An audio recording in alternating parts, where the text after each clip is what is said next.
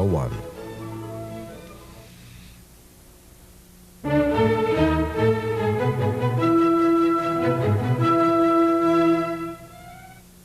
Up next, it's the afternoon portion of Wednesday's hearing held by the Senate Foreign Relations Committee. Members are holding a series of hearings to examine U.S. policy in the Persian Gulf. And the witnesses in the afternoon portion Wednesday were the former National Security Advisor in the Carter administration, Zbigniew Brzezinski, and former Senator George McGovern. Next, we'll bring you that hearing under the chairmanship of Senator Claiborne Pell of Rhode Island.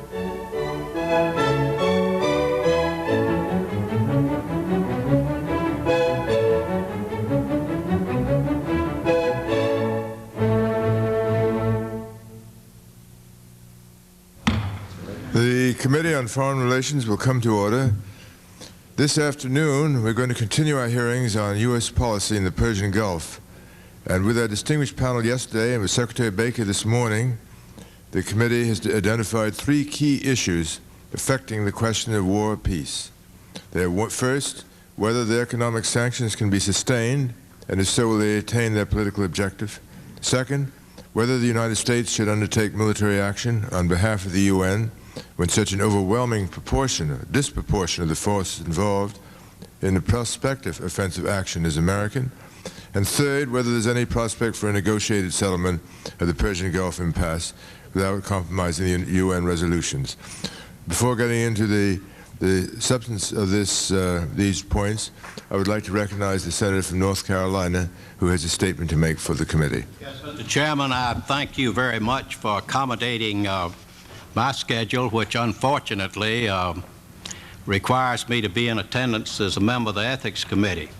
Unfortunate in many ways, perhaps, but in any event, because I'll not have an opportunity to discuss these various issues with the witnesses, I thank you for giving me a chance to put my statement and put some of my views in. I'm delighted to see my colleague from Maryland here. I've heard from various people that he made a brilliant statement this morning, and sorry I missed it. I identify with what Robert McNamara said yesterday, and I identify almost completely with what Senator Sam Nunn has said. And I think maybe the press ought to get its terminology squared away for this new venture now, because I noticed one of them suggested that Sam Nunn was a dove. I told them that we were not doves, that we were hawks, but that we were hawks flying over the sea lanes and not hawks dragging our feathers through the bloody sands of the desert. But we indeed are hawks, because the question is not peace or war. The question is embargo and a sensible approach versus war. I want to focus my statement, though, Mr. Chairman, on what Congress should do now and why we should debate this issue and how we should debate it when Congress convenes, be it in a special session, which I doubt, or be it at the beginning of the next Congress. Although there's a stampede on in full force, I feel that the people of America really do not want to fight a war. And yet supporters of the President are calling for congressional action now. Whatever, Mr. Chairman, happens to the current diplomatic exchanges between the United States and Iraq, which all of us hope will be productive, Congress needs to proceed with its own deliberations, and we've started that with committee hearings. It would be folly right now for Congress to declare war. It would be contrary to the explicit mandate of the Constitution to give the President approval in advance to go to war when he chooses. However, Congress does have an opportunity to exhibit its own initiative. Congress can give the President a resolution, and soon. And Mr. Chairman, I hope that we could add a little creativity to it, because I believe we can design a resolution that will turn the world around. Now, I may sound a little bit too visionary, but I believe that this is a time in history for vision. The structure of any congressional resolution should state our objectives, declare our demands on Iraq, and set forth the appropriate United States action to achieve our objectives and demands. The purpose of such a resolution, first of all, is to advise the President and help educate the public. To start with, we can help the President define our objectives in the Middle East. They are clear. They need not be muddled. And they apply to any part of the world, not just to the Persian Gulf. First, a free world will not tolerate despots who overrun other nations with military aggression. Second, a free world will not permit an aggressor to profit from aggression. Third, a free world will not tolerate a government that takes citizens of other nations as hostages. Fourth, a free world will not permit a government to violate the integrity of the embassies of other nations. Fifth, a free world will not tolerate the manufacture and possession of weapons of mass destruction prohibited by treaty, by the norms of decency, or by declaration of the United Nations. Having stated our objectives, let Congress state quite clearly our requirements of the government of Iraq. It's not just get out of Kuwait, but that's part of it. But I list several. One, free all the hostages. Two, remove all Iraqi presence in Kuwait. Accommodate the restoration of the legitimate government. Return or compensate for all Kuwaiti property appropriated, damaged, or destroyed. Three, and I think it's very important that we get this on the board soon, destroy all weapons, chemical, biological, and nuclear, and all means of manufacturing such weapons, and agree to United Nations on-site verification. And four, restore the Iraqi National Council its full constitutional legislative authority as a freely elected and independent parliament with UN verification of unobstructed and fair elections. In other words, Saddam Hussein must return to the people the government he has usurped. Saddam Hussein has pushed the world too far. He must compensate for his aggression, agree to terms that will make unlikely any future aggression. He must be required to conform with the world. The requirements we place on Iraq are not too severe, but they are unprecedented. The opportunity exists, it seems to me, Mr. Chairman, through this crisis, and by the way we deal with it, for the world to turn itself around in the way it deals with aggression and with war. Having stated our objectives and our requirements placed upon Iraq, how will Congress propose that we achieve them? Whatever the significance of the January 15th deadline, the Congress has exclusive constitutional duty to authorize the declaration of war for the United States. Of course, Congress can agree right now to war, or Congress can take a different view. And that's why I say Congress has a chance to begin to turn the world around. The congressional resolution, in addition to what it requires of Iraq and how it sets forth the next steps, can declare some new policy for the United States. It can declare that the first line of persuasion of the United States is the moral force of a united world embodied in the United Nations. We will, we can say and declare, rely first on our position in the United Nations to resolve conflicts in the world, and this will certainly be a new policy for the United States. To turn the world around, Congress should declare that war will be our last resort, that military might, beyond the defense of our nation, will be used essentially to assure compliance with the non-combatant sanctions of the United Nations. That will be a new policy for the United States. Iraq's aggression has handed us a moment in history for seizing this new kind of policy.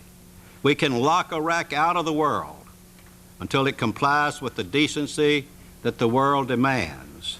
We can do this in a manner that will change the way conflicts in the world are to be resolved.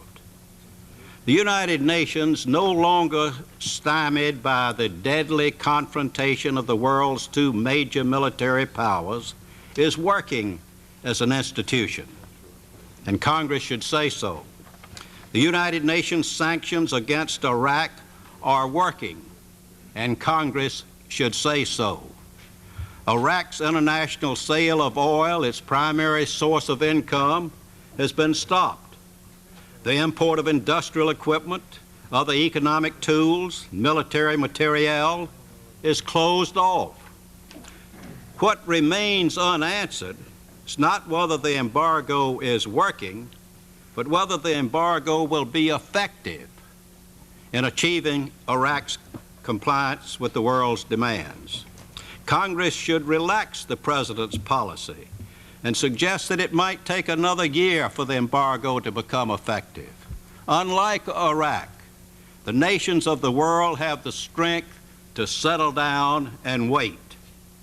As the operative part of the congressional resolution, Congress should state that the embargo will be kept in place for up to 1 year, absent military or other endangering action by Iraq, at which time the embargo policy may be re-examined. And Congress might suggest to the Commander-in-Chief that rotation of the troops would be good for morale and consistent with our use of the military to assure success of the United Nations embargo. Embargo, not war, is the sensible, sane, and safest policy for the United States and the Persian Gulf right now. But it is far more. It is historic. Such restrained, unremitting action by us will teach a lesson to would-be aggressors lying in wait and those yet to come, that the combined might of the world will lock them out of the world if they transgress. It would be a tragic loss of our historic opportunity if the lesson of Iraq was seen to be simply that aggressors will be eradicated by the military fury of the military might of the United States. True, that's a heavy threat and would pose a heavy risk on the plans of an aggressor. The trouble is, we cannot always deliver on that promise in all parts of the world, and small as well as large transgressions all of the time. The message rather should be that the united world, through its United Nations, will isolate and punish aggressors. The time for an effective United Nations has come. The United States has shown that the United Nations can be effective in this present emergency. The United States can serve humanity for years to come. The United Nations can serve humanity for years to come, as it was intended to do, and the United States can take the lead in putting it in that position. Embargoes and sanctions will likely stop aggression and preparation for aggression. Wars to stop aggressors is a distant alternative, a last resort. And war generally, in a new kind of world that we are talking about but not quite defining, a new kind of world. War with the last resort, thanks to the power and farsightedness of this great nation, war may no longer be needed in the affairs of people of the world. And so we have been given the time to turn the world around. And that is the kind of congressional resolution we need. It is not that I think the President needs to consult the Congress. I do. I think it would be a lasting disaster of tragic proportions if the President were to send our forces to war in the Persian Gulf without consulting history. Mr. Chairman, I thank you very much for your kindness. Thank you very much indeed, and I know the pressures you're under in the Ethics Committee, and thank you for giving us this statement. Very much indeed. We now turn to Dr. Brzezinski, who had a good deal of experience in the Middle East during his tenure as National Security Advisor to President Carter, and has written and spoken thoughtfully upon the Persian Gulf crisis. The committee looks forward to hearing from you. Dr. Brzezinski. Thank you, Mr. Chairman. If I may, I would like to begin with a brief personal comment. As many of you know, I supported President Bush in the 1988 elections, and I have supported his foreign policy all along.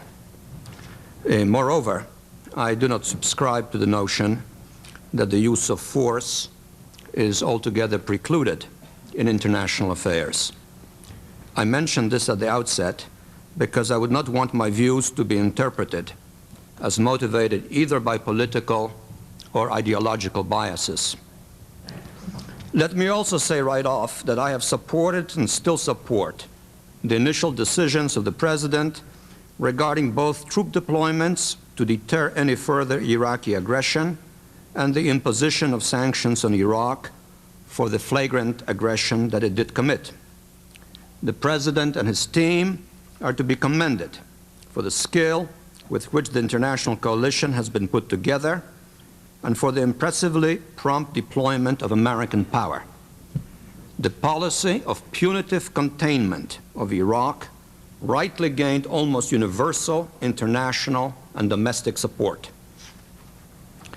Most Americans, I'm sure, share the hope that the President's recent and laudable decision to initiate a direct dialogue with the Iraqi government will lead to a serious and comprehensive exploration of a non-violent solution to the ongoing crisis. Wisely, the President indicated that the purpose of such a dialogue is not to merely convey an ultimatum, but to convince Iraq that its compliance with the UN resolution is the necessary precondition for a peaceful settlement. It is thus not an accident that those who so fervently have been advocating war have promptly denounced the President's initiative. To be meaningful, such a dialogue has to go beyond demands for unconditional surrender, but involve also some discussion of the consequences of Iraqi compliance with the UN resolutions. That means that Iraq, in the course of the ensuing discussions, will have to be given some preliminary indications of the likely political, territorial, and financial aftermath of its withdrawal from Kuwait. I stress these points because those who favor only a military solution will now exercise pressure on the President to reduce the incipient dialogue essentially to a mere transmittal of an ultimatum. That, I trust, everyone recognizes would be pointless and counterproductive. It would simply accelerate the drift to war. While it is premature to detail here the substance of a nonviolent solution to the crisis that could emerge from the proposed dialogue, it is possible to envisage a series of sequential but linked phases, all premised on Iraq having satisfied the necessary preconditions regarding Kuwait.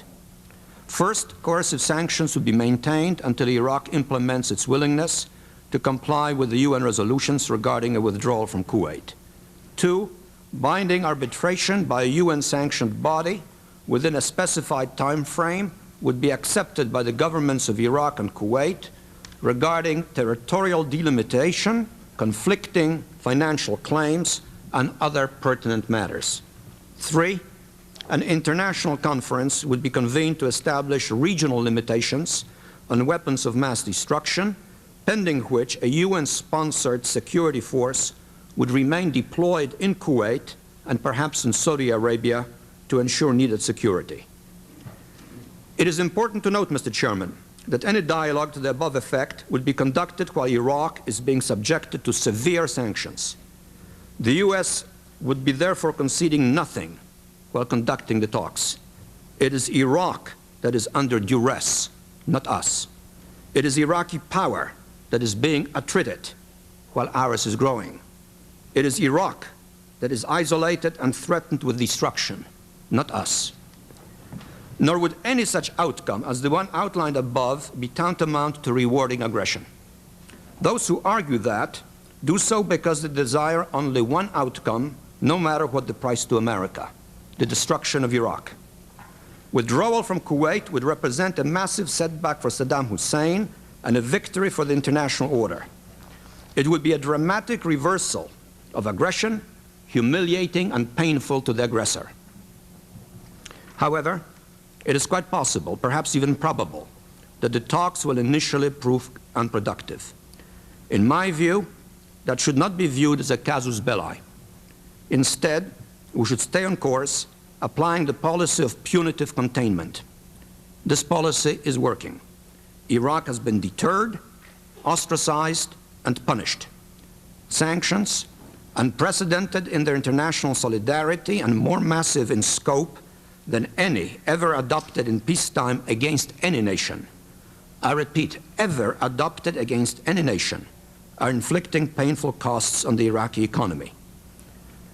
Economic sanctions, by their definition, require time to make their impact felt, but they have already established the internationally significant lesson that Iraq's aggression did not pay. By some calculations, about 97% of Iraq's income and 90% of its imports have been cut off, and the shutdown of the equivalent of 43% of Iraq's and Kuwait's GNP has already taken place. This is prompting the progressive attrition of the country's economy and war-making capabilities. Extensive rationing is a grim social reality. Over time, all this is bound to have an unsettling effect on Saddam Hussein's power. The administration's argument that the sanctions are not working suggests to me that in the first instance, the administration had entertained extremely naive notions regarding how sanctions actually do work. They not only take time, they are by their nature an instrument for softening up the opponent, inducing in the adversary a more compliant attitude towards an eventual nonviolent resolution. Sanctions are not a blunt instrument for promptly achieving total surrender. Worse still, the administration's actions and its rhetoric have conveyed a sense of impatience that, in fact, has tended to undermine the credibility of long-term sanctions. Perhaps the administration felt that this was necessary to convince Saddam Hussein that it meant business, but the consequence has been to make the administration the prisoner of its own rhetoric, with American options and timetable thereby severely constricted. The cumulative result has been to move the United States significantly beyond the initial policy of punitive containment, with the result that the conflict of the international community with Iraq has become over-Americanized, over-personalized, and over-emotionalized. The enormous deployment of American forces, coupled with talk of no compromise, means that the United States is now pointed towards a war with Iraq that will be largely an American war, fought predominantly by Americans, in which, on our side, mostly Americans will die, and for interests that are neither equally vital nor urgent to America, and which in any case can be and should be effectively pursued by other, less dramatic and less bloody means. Yet to justify military action, the administration, echoing the advocates of war, has lately been relying on the emotionally charged argument that we confront a present danger because of the possibility that Iraq may at some point acquire a nuclear capability. In other words, not oil, not Kuwait, but Iraq's nuclear program has become the latest excuse for moving towards war. This argument deserves careful scrutiny, but once subjected to it, this latest case for war also does not meet the tests of vitality or urgency to the American national interest. First of all, it is relevant to note that when the United States was threatened directly by the far more powerful and dangerous Stalinist Russia or Maoist China, it refrained from engaging in preventive war. Moreover, Israel already has nuclear weapons and can thus deter Iraq, while the United States has certainly both the power to deter or to destroy Iraq. Deterrence has worked in the past, and I fail to see why thousands of Americans should now die in order to make sure that at some point in the future, according to experts, some years from now, Iraq does not acquire a militarily significant nuclear capability. Second, it is within our power to sustain a comprehensive embargo on Iraq to impede such an acquisition.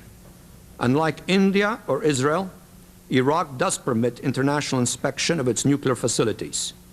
This gives us some insight into its program.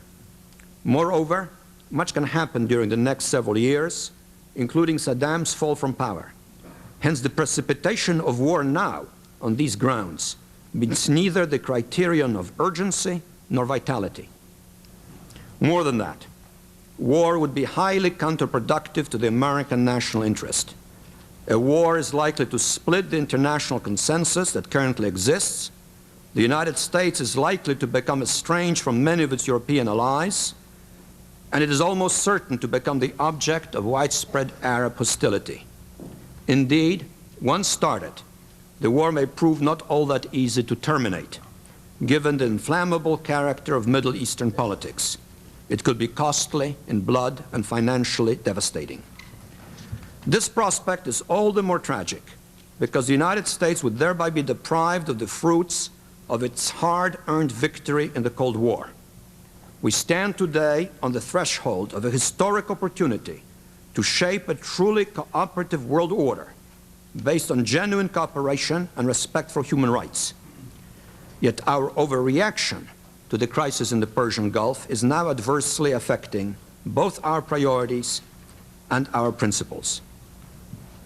In any case, Mr. Chairman, it is war that soon we may have to face because of the combined pressures resulting from Iraqi intransigence, the imposition of a deadline, the lack of patience in the application of sanctions, and the consequences of massive troop deployments. Given the possibility, therefore, that the United States might be plunged by presidential decision into a war with Iraq, I would urge this committee to examine carefully in its deliberations and to press the administration for answers regarding the following three clusters of critically important issues. One, what are the political limits and the likely geopolitical dynamics of war once the president decides to initiate it? For example, we have to be concerned over the use of air power, that in order to mitigate casualties for U.S. ground forces, the killing not only of the hostages, but also of thousands, perhaps tens of thousands, and even more of Iraqi civilians who are not to be held responsible for Saddam Hussein's flagrant misconduct might be required. Is this politically?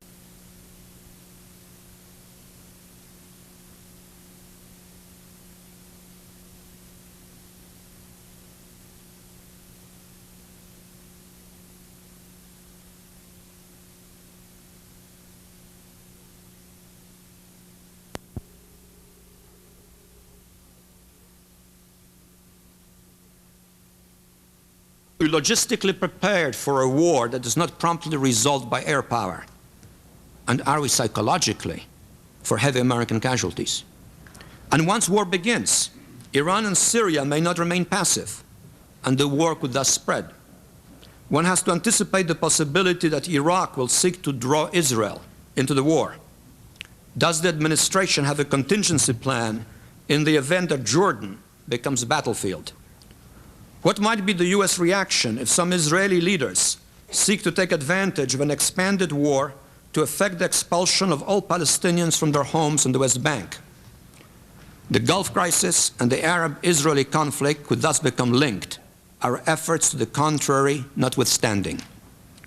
I believe, Mr. Chairman, the administration is paying insufficient attention to these inherent uncertainties of war. The war could prove more destructive, more bloody, and more difficult to terminate than administration spokesmen, not to speak of sundry private advocates of war, seem to think. I also believe the administration has not given sufficient thought to the geopolitically disruptive consequences of a war in a region that is extraordinarily incendiary. An American military invasion of Iraq would be likely to set off a chain reaction that could bog America down in a variety of prolonged security operations, in a setting of intensified political instability? Secondly, what are the likely broader after effects of the war? The administration is yet to move beyond vague generalities regarding its concept of the post-war Middle East. Yet considerable anxiety is justified that subsequent to the war, the United States might not be able to extricate itself from the Middle Eastern cauldron, especially if in the meantime the Arab masses have become radicalized and hostile to the Arab regimes that endorsed the U.S. military action. How will that affect America's global position? I would think it likely that with the United States embroiled in the Middle Eastern mess for years to come, both Europe and Japan, free to promote their own agendas, will pursue the enhancement of their economic power. And in the region itself, it is probable that fundamentalist Iran will become the dominant power in the Persian Gulf, and that terrorist Syria will inherit the mantle of leadership among the Arabs. It is also possible that the destruction of Iraq by America and the resulting radicalization of the Arabs might leave Israel, armed as it already is with nuclear weapons, more tempted to use its military force to impose its will in this volatile region. How will all this affect the area's sensitive balance of power? I believe that none of the above possible developments would be in the American interest. Yet I do not sense that sufficient strategic planning has been devoted by the administration to an analysis of the wider shock effects of a war that is bound to be exploited by other parties for their own selfish ends. Third and finally, what is being done to ensure that the war's burdens and sacrifices are more fairly distributed among its potential beneficiaries or participants if war must come? One cannot help but be struck by the relatively limited contributions of our allies. Moreover, as I understand it, some states with forces in Saudi Arabia have indicated that they will not participate in offensive operations. The American public certainly is not satisfied with the financial support extended by Germany and Japan. Is the administration satisfied? What additional financial contribution can be expected from the Saudis and the Kuwaitis? It is noteworthy that Saudi Arabia has already benefited very substantially from the oil crisis, and that the Emir of Kuwait and his family are in the forefront of those arguing for Americans to initiate military action. Are we thus, despite all of our rhetoric about the new international order, not running the risk of becoming the mercenaries in this war, applauded and financed by others to do the fighting and the dying for them? I believe that it is already evident that the principal sacrifices of war, both financial and in blood, will in fact have to be borne by America, and to a massively disproportionate degree. Such evident unfairness will inevitably have a very adverse impact on American attitude towards its allies, with deleterious consequences for American public support for the so-called international order. These are tough issues, and unless the administration responds to them satisfactorily, the war will lack domestic support while generating polarizing political passions. Even worse, unless the administration thinks hard about such questions, it could embark on a course deeply damaging to our national interest. Mr. Chairman, let me conclude with a brief word about the lessons of history. It is important to apply them with a sense of proportion. To speak of Saddam Hussein as a Hitler is to trivialize Hitler and to elevate Saddam. Iraq is not Germany, but a middle-sized country on the scale of, say, Romania, dependent on the export of one commodity for most of its income, unable on its own either to fully feed itself or to construct its own weapons. It is a threat to regional peace, a threat with wider global economic implications. But it is a threat we can contain, deter, or repel as the situation dictates. Therefore, in my view, neither an American war to liberate Kuwait nor a preventive war to destroy Iraq's power is urgently required, be it in terms of the American national interest or of the imperatives of world order. President Bush's initial commitment to punish Iraq and to deter it remains the wisest course, and one which this nation can resolutely and in unity sustain over the long haul. By any rational calculus, the trade-offs between the discomforts of patience and the costs of war favor patience. Both time and power are in our favor, and we do not need to be driven by artificial deadlines, deceptive arguments, or irrational emotion into an unnecessary war. Thank you, Mr. Chairman. Right. Thank you very much, Dr. Brzezinski. And I must say, your statement I thought terrific. I've always thought of you as being a bit hawkish, and myself as being a bit dovish, but I've found myself in agreement with just about every point in your statement. A couple of questions. First, in the lessons of history, I think it was George Santayana who said those who forget the lessons of history are condemned to repeat them. Would you cite for us an example of where it would be a mistake in the past to have engaged prematurely in hostilities where we need not have done so? I can think of quite a few instances, Mr. Chairman, starting with the onset of the Cold War. We could have, I suppose, have decided that Stalinist Soviet Union, arming as it was with nuclear weapons, ought to be the object of a preventive war, and we would have had a massive war. I assume we would have won it, but we would have paid an enormous price for it, and yet we have prevailed peacefully. I can think of crisis instances in which presidents have been confronted by urgent crises, in which they acted with resolution, firmness, but incidentally also with cautious rhetoric, which is very important in critical conditions. You want to convey firmness, but not shrillness. And these two instances involve, first of all, the Quemoy-Matsu crisis, where the Chinese wanted to go to war, where President Eisenhower was firm, resolute, but also calm, and we prevailed, but we did not plunge into war. My predecessor as chairman of the Foreign Relations Committee, Theodore Green, played a role in that, even though he's in his late 80s. That's right. And another instance is the Cuban Missile Crisis, where the president made a powerful statement warning the Soviet Union of our commitment to deterrence, but avoided shrill statements. Neither President Eisenhower nor President Kennedy engaged in personalizing the conflict, in focusing either on Mao Zedong or on Khrushchev. So there are quite a few precedents in which resolute patience, which avoided war, yielded constructive outcomes. And I applaud what President Bush has done in terms of the imposition of sanctions, in terms of imposing punitive containment. I hope he sticks to that course, because if he does, he will obtain for the United States a truly significant success. And I agree with you. I think even in the field of sports, cross-country takes just as much courage, gumption, as spiriting races do, too. I noticed the original reason for moving ahead in this direction was the question of aggression. And yet I can think of several other cases of aggression in the last couple of decades.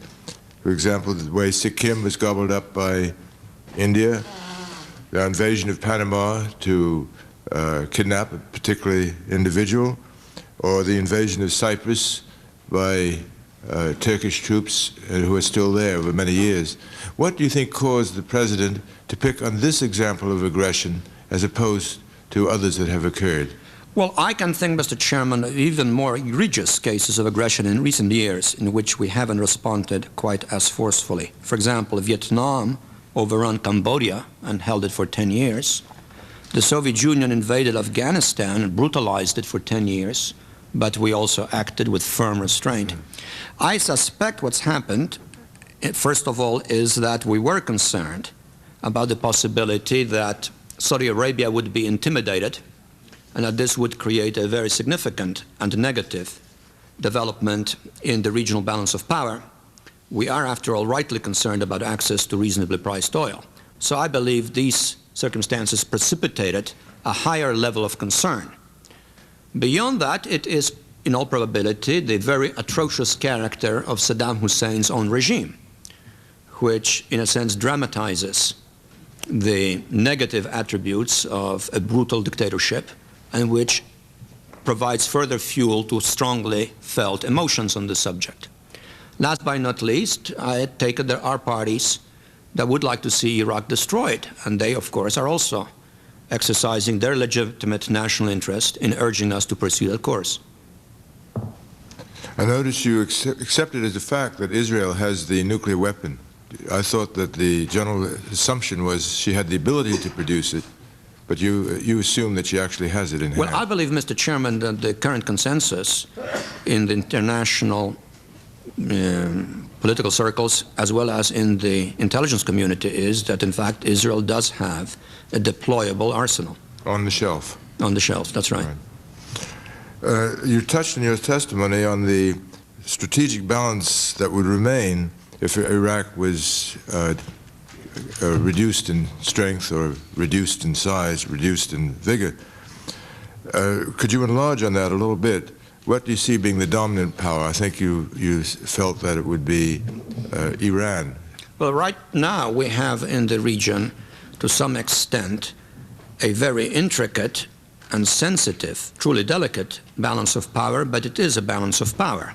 Iran and Iraq offset each other in the Persian Gulf. Iraq and Israel offset each other in terms of some degree of access to weapons of mass destruction. And as a consequence, there is some degree of equilibrium, though not a very stable one, in the region. A war would certainly upset that.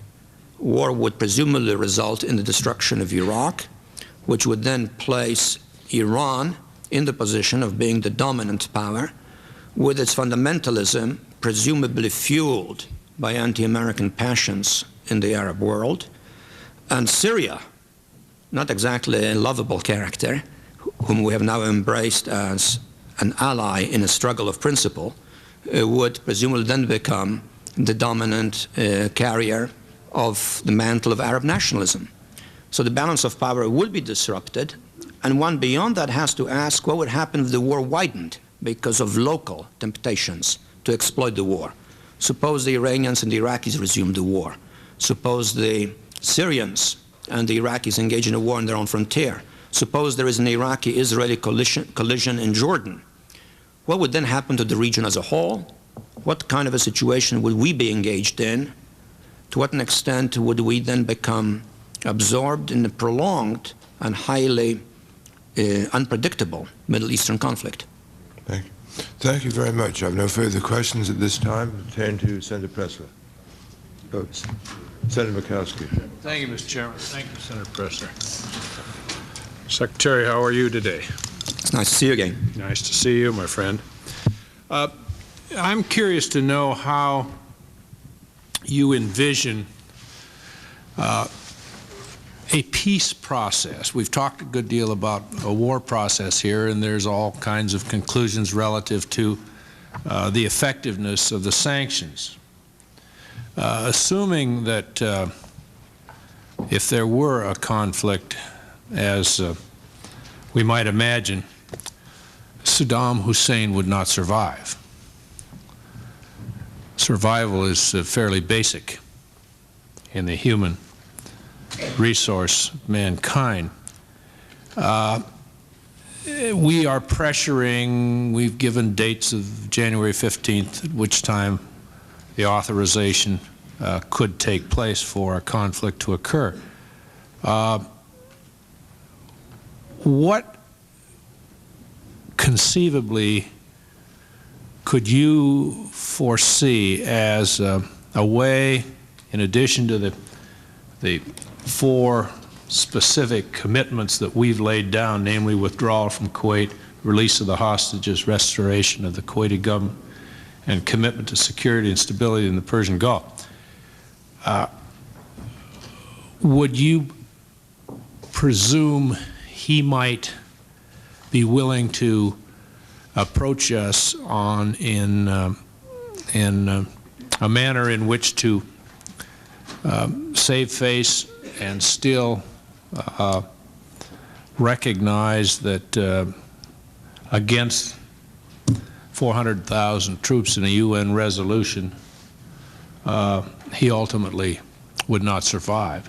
I mean, how might a process start, and would you please include the legitimacy of the rumors that we continually hear, London News reports and others, on the control of the, I think it's Ramallah oil fields, going back to Saddam Hussein under some scenario? Well, Senator, I think the Iraqis realized that we're serious. I believe we have provided a lot of evidence that we're serious, both rhetorically but also substantively. And I think the Iraqis for some time have started realizing that at some point they'll have to talk and they'll have to concede. Let me tell you right now that in late October, the Iraqi ambassador came to see me, invited me to go to Baghdad, which I declined because I did not wish to be used the way some people have been used. But he indicated to me, and I quote, "We want to withdraw, but we want to negotiate about it." I, of course, conveyed this to the administration.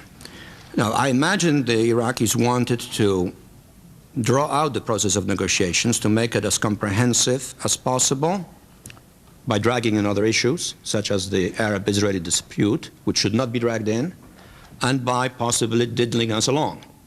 But as time goes on, I think they have come to realize that, in fact, if there are negotiations, they'll have to be about Kuwait and related issues, but nothing more.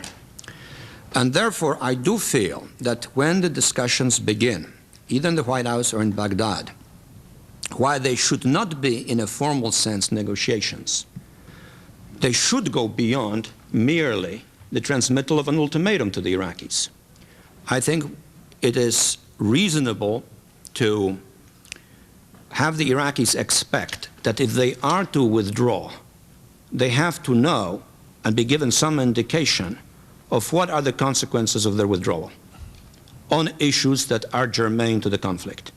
And therefore, I would personally feel that it would be appropriate for us to indicate, in the form of discussions rather than formal negotiations, that Iraqi compliance unconditionally with the UN resolution on Kuwait does entail in its wake a series of related subsequent steps or phases.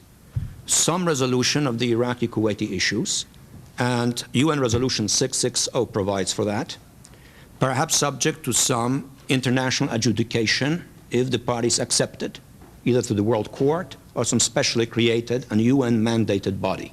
And that could include a resolution of the financial claims, which would mean in turn reparations perhaps for Iraqi devastation, but also some accommodation on the Ramallah oil field. And it should lead subsequent to that also to some steps pertaining to regional arms control in order to gain a handle on the arms dynamic, on the escalation of the arms competition in the region. I think it would be perfectly appropriate in the course of these exchanges, that dialogue which is to be initiated, to indicate, therefore, what are the broader ramifications, the sequential consequences of the initial Iraqi act of compliance with the UN.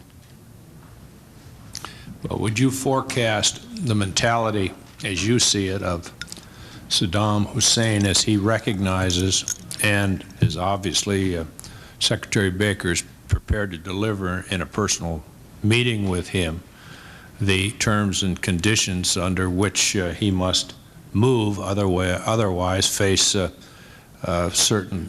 almost certain death? That's really the bottom line. It may be presumptuous to make that statement in that way, but there's little other alternative if there is warfare, and how he must be evaluating his modest leverage as he looks at this type of an ultimatum. And isn't this one way?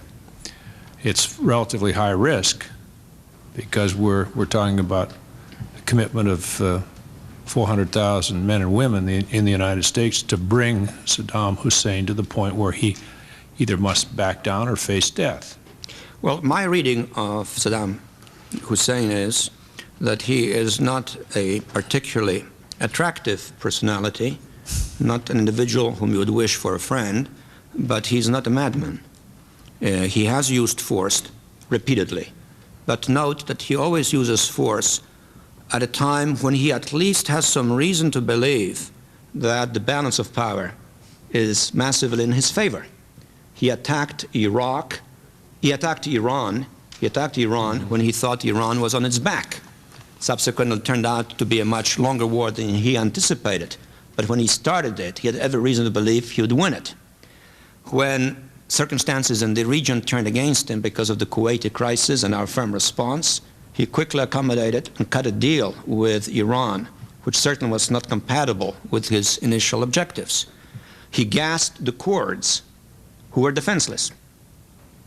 He moved into Kuwait because he had reason to believe there would be no international response. Ever since we deployed our forces in the area, he's been extremely cautious.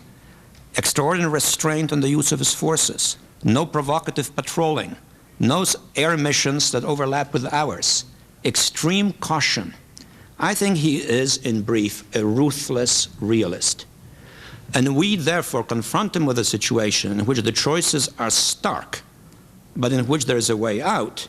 I think he will accommodate.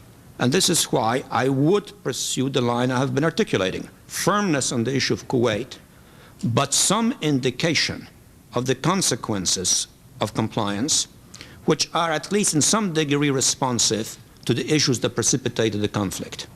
If we don't give him that, and if he concludes that the acceptance of an ultimatum by us means that ultimately he ends up being physically destroyed, literally being killed in a coup or whatever, then we are not giving him much room. And he hasn't got anything to lose.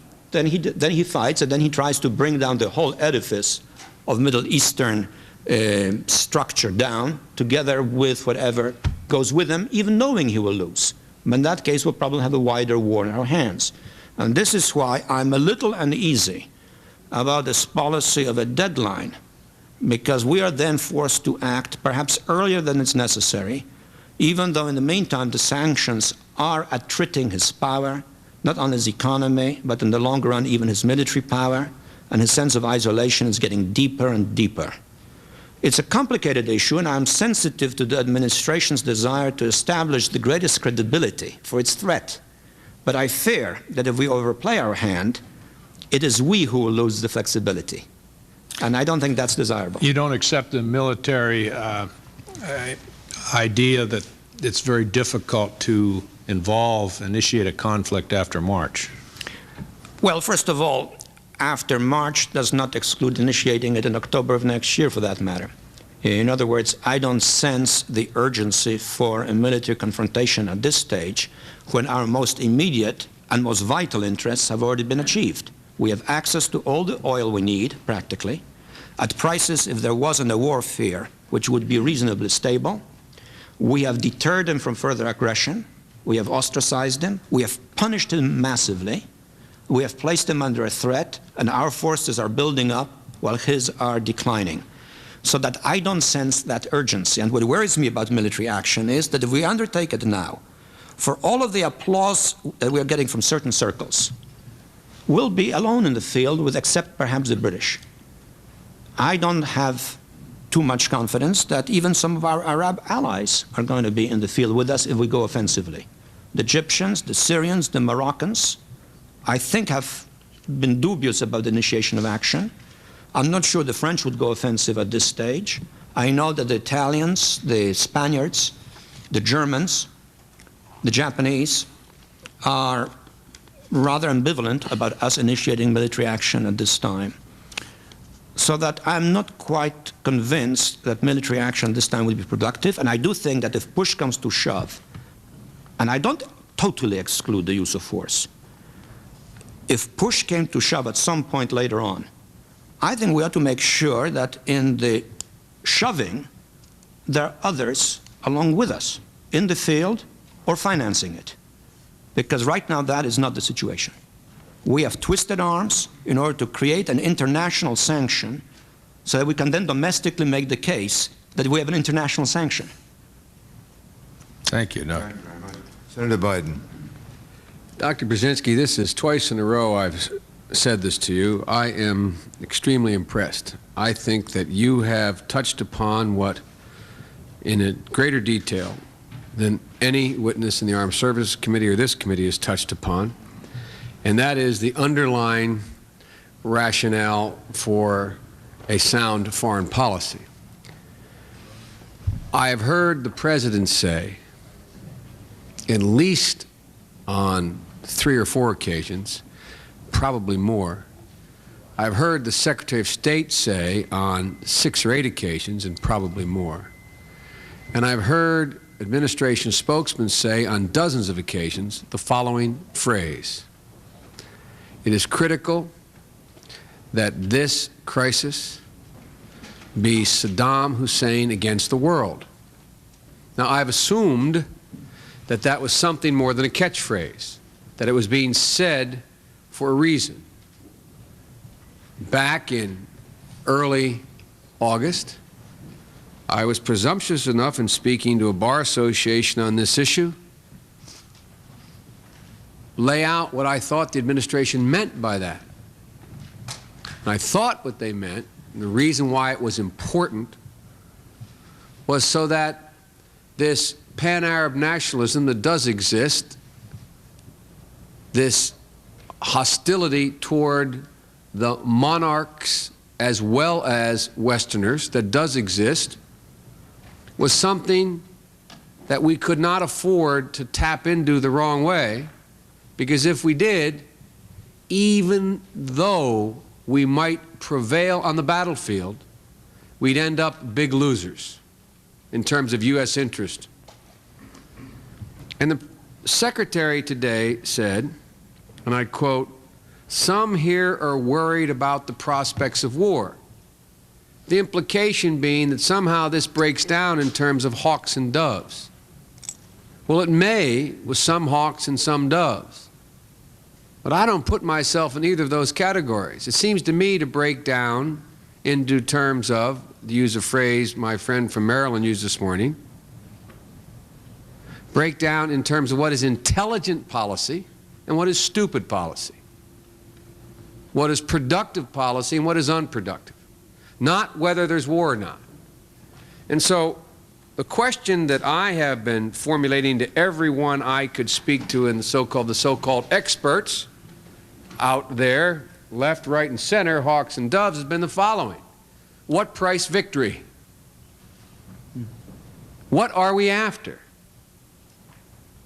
My colleague from Alaska was very informed in this subject, reminded us that one of the initiatives of this administration was a commitment to security and stability in the Gulf.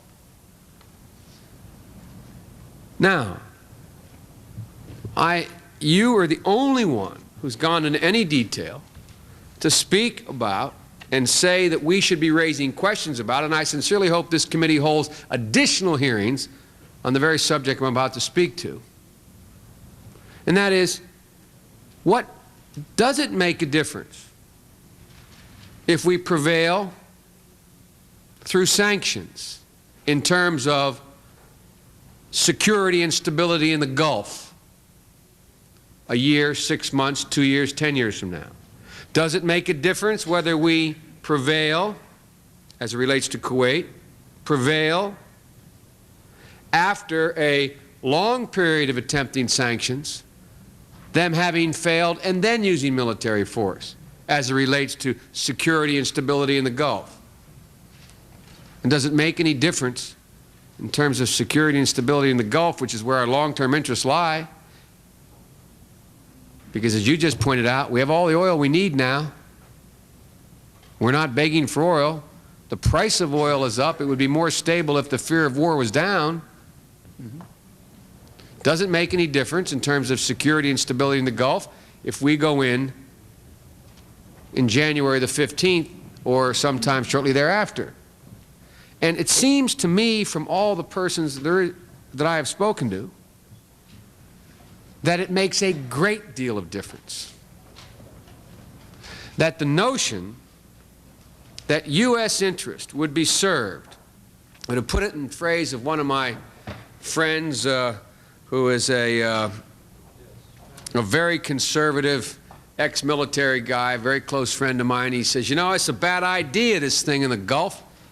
And it's kind of surprised me. He said it, and I said, why, Tom?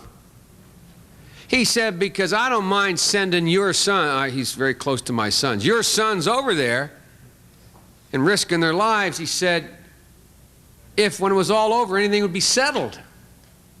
But doesn't look like me, anything would be settled. And so, I think that's really the question I don't have all the answers to, but we should explore here. And my question is this. Do you have an opinion? Because you've raised the question, I want to know whether you have an opinion. Do you have an opinion as to whether or not the United States interests, and I assume they relate to the reason stability is important in the region, is access to the energy and the diminishing of the likelihood of a conflagration spreading to other areas of the region and the world, i.e. Israel? Do we run, what kind of risk do we run if from January 15th to March the 15th, there is on television around the world shots of and reports of decisive American victories where 2, 7, 10, 20,000 Arabs, Muslims are killed by American forces, and we free Kuwait? What are we likely to be left with in that circumstance in terms of the real issue, in my view, security, stability in the region? What is likely to happen? Are we going to be likely to be required to have a significant number of forces stationed in stationed in Iraq to keep Iran from moving in and gobbling up the eastern half of Iraq, and Syria, the western half, and Turkey, the northern portion, and so on? Or are we going to be able to basically say, we did our job, we got them out, there's a new government now in Iraq, and we're going home? But what's the most likely scenario? Well, let me respond, Senator, because you've raised a very difficult question. None of us can predict the future. We're all groping in the dark. We're trying to make the best, the most responsible judgments we can, all united by our commitment to the American national interest. I would say that one can, broadly speaking, envisage two alternative outcomes. There is a war at some point, let's say early March. By the time our troop deployments have been completed, the dialogue didn't go well. We presented an ultimatum. They rejected it. We didn't have any freedom of action. The president felt he would be losing face if this continued. Therefore, we go in and we do it. We'll do it largely alone. We'll pay the price. We'll have to kill a lot of Iraqis. A lot of Americans will die. But we'll win. But then I think it's quite likely that the region will be profoundly destabilized. As I've already indicated in my testimony, it is far from certain that the war will not spread, either through an Iranian intrusion or a collision with Syria, or with Jordan becoming a battlefield for the Iraqis and the Israelis. We'll be deeply involved. There will certainly be a great deal of Arab animus towards the United States. We'll stay in the region by necessity, but we'll stay as a policeman, because it is also very likely that the regimes that have supported us, the Saudi regime, the Emirates, even Mubarak, will be more vulnerable.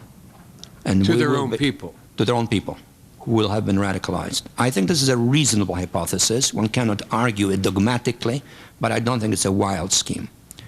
Consider the other alternative. Suppose we maintain this pressure, this continuous attrition and ostracism of Saddam. But suppose we also engage in this process of discussion, which is not just an ultimatum, but a discussion of what happens if he complies with the UN. And I don't budge on that. but what happens if he complies? And we do lead to some progressive, very difficult and complex resolution of this issue. Many problems will remain unresolved, but first of all, the lesson will have been established that international order was sustained not through the violence applied by one power, but by collective international will. And this, I think, will be a very positive lesson. Secondly, we will still be needed in the region as an ally, because since Iraq will not have been destroyed, even though it will have been weakened, the Saudis, the Emirates, and the others will want us to be in the region. And there's a difference between being in the region as an ally who is needed and wanted, and in a region which is inherently unstable, but at least in some equilibrium, and being a policeman in a region which has exploded, in which there are fires and hostilities and so forth. And this is why I think, on balance, the kind of punitive containment that has been applied is wise. And on that basis, we can try to resolve this problem, which is compatible with the UN resolution. But that the use of force ought to be the last resort, and that we are not at that stage yet. If I may just take 1 second to read you 10 lines from the advice of a former president, which perhaps some of you or all of us respect very much, regarding the use of force. And I quote now.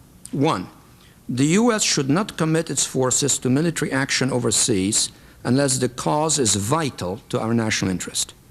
2, if the decision is made to commit our forces to combat abroad, it must be done with the clear intent and support needed to win.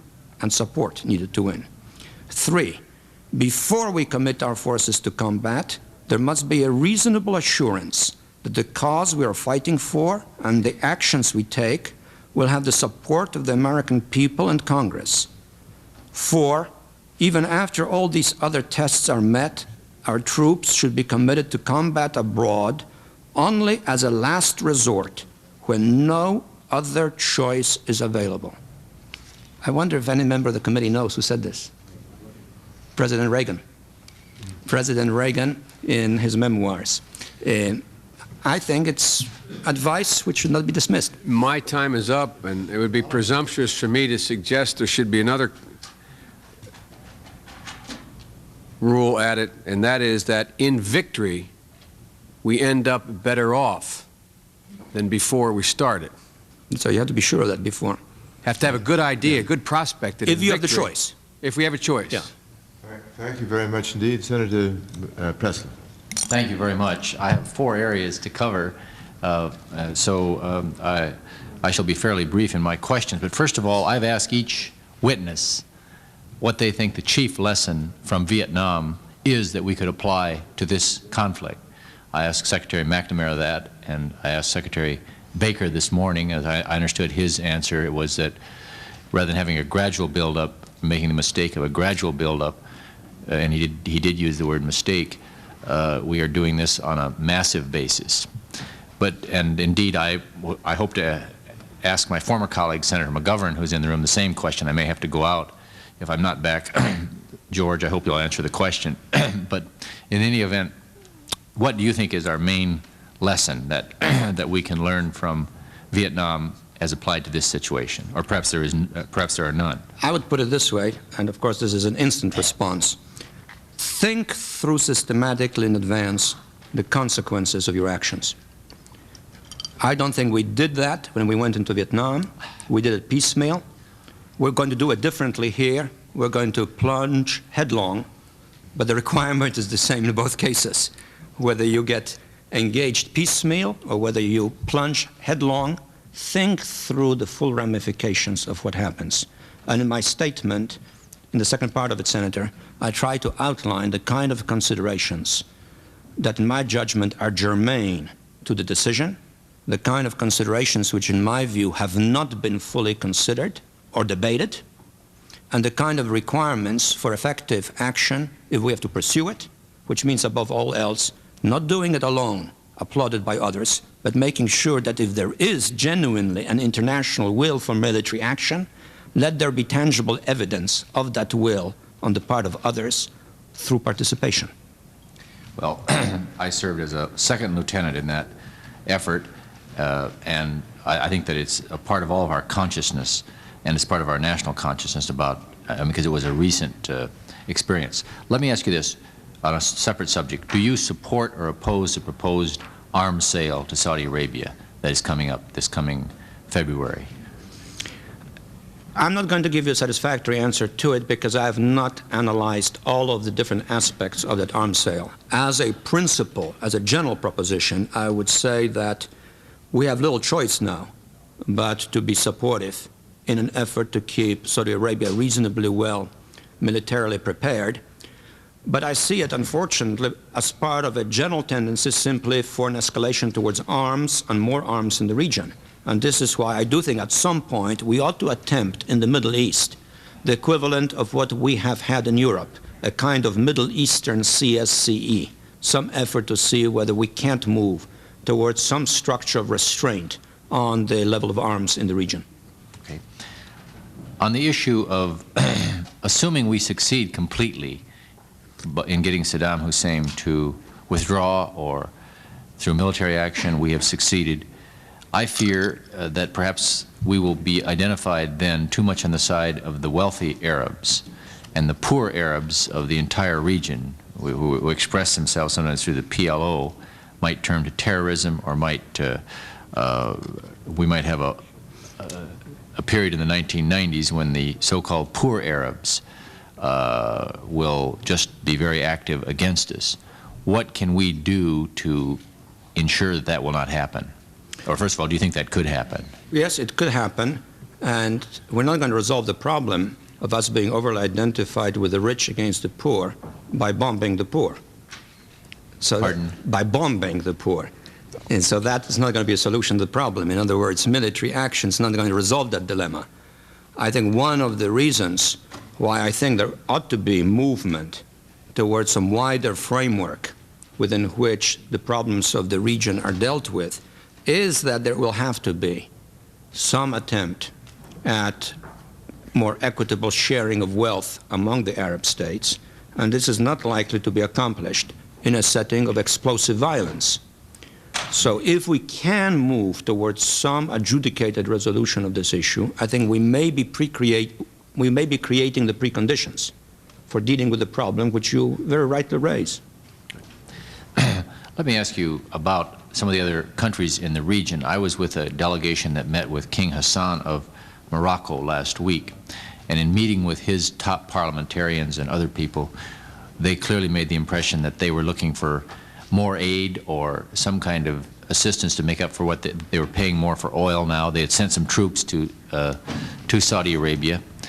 But I'm worried that our State Department has made commitments for aid to some of these countries who are sending forces to Saudi Arabia.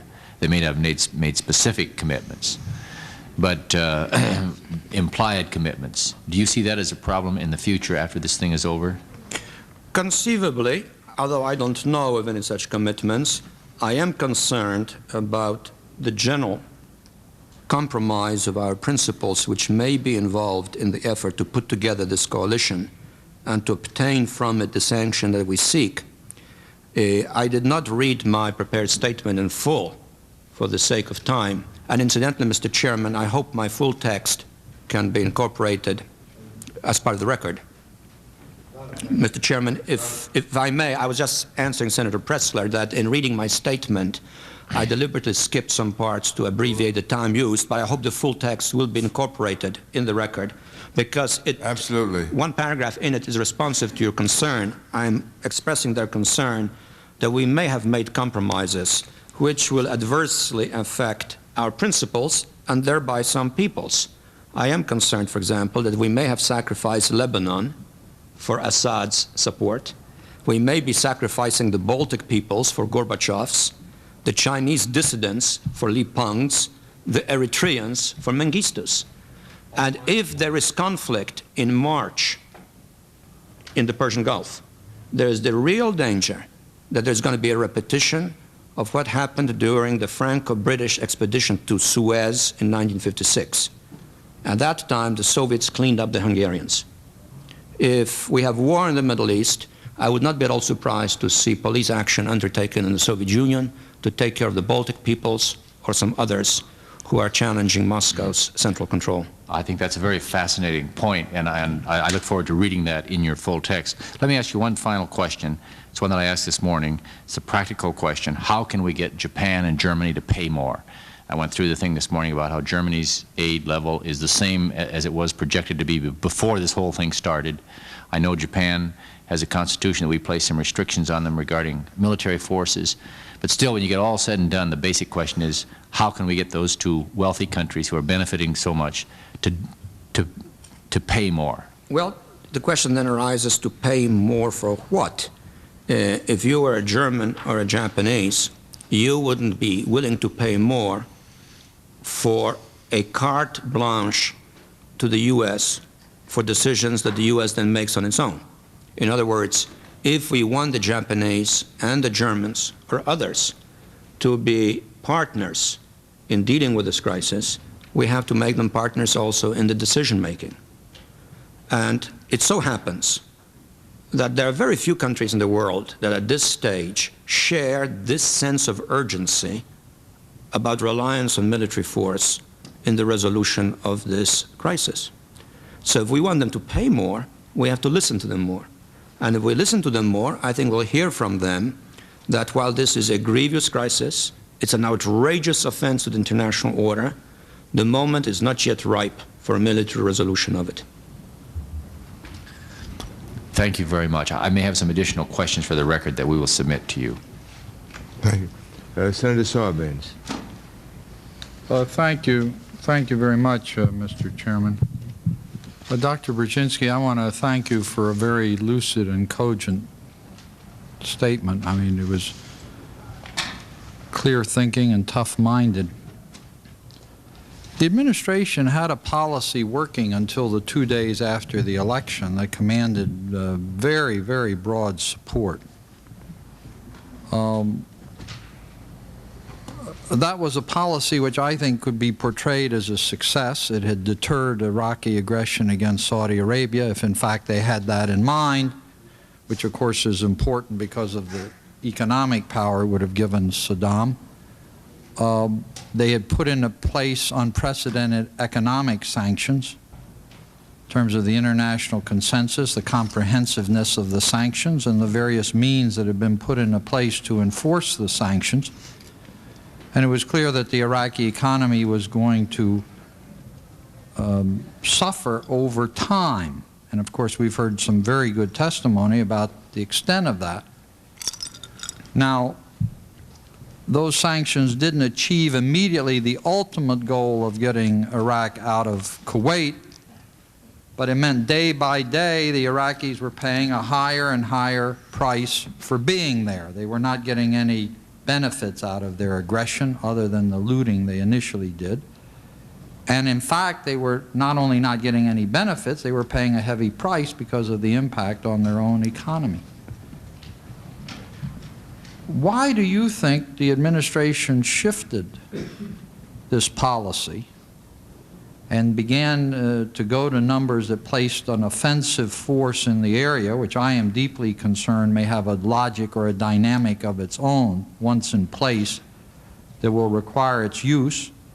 And why did they begin to portray a policy which I think in all reasonableness they could have been put forward as being successful, as being unsuccessful?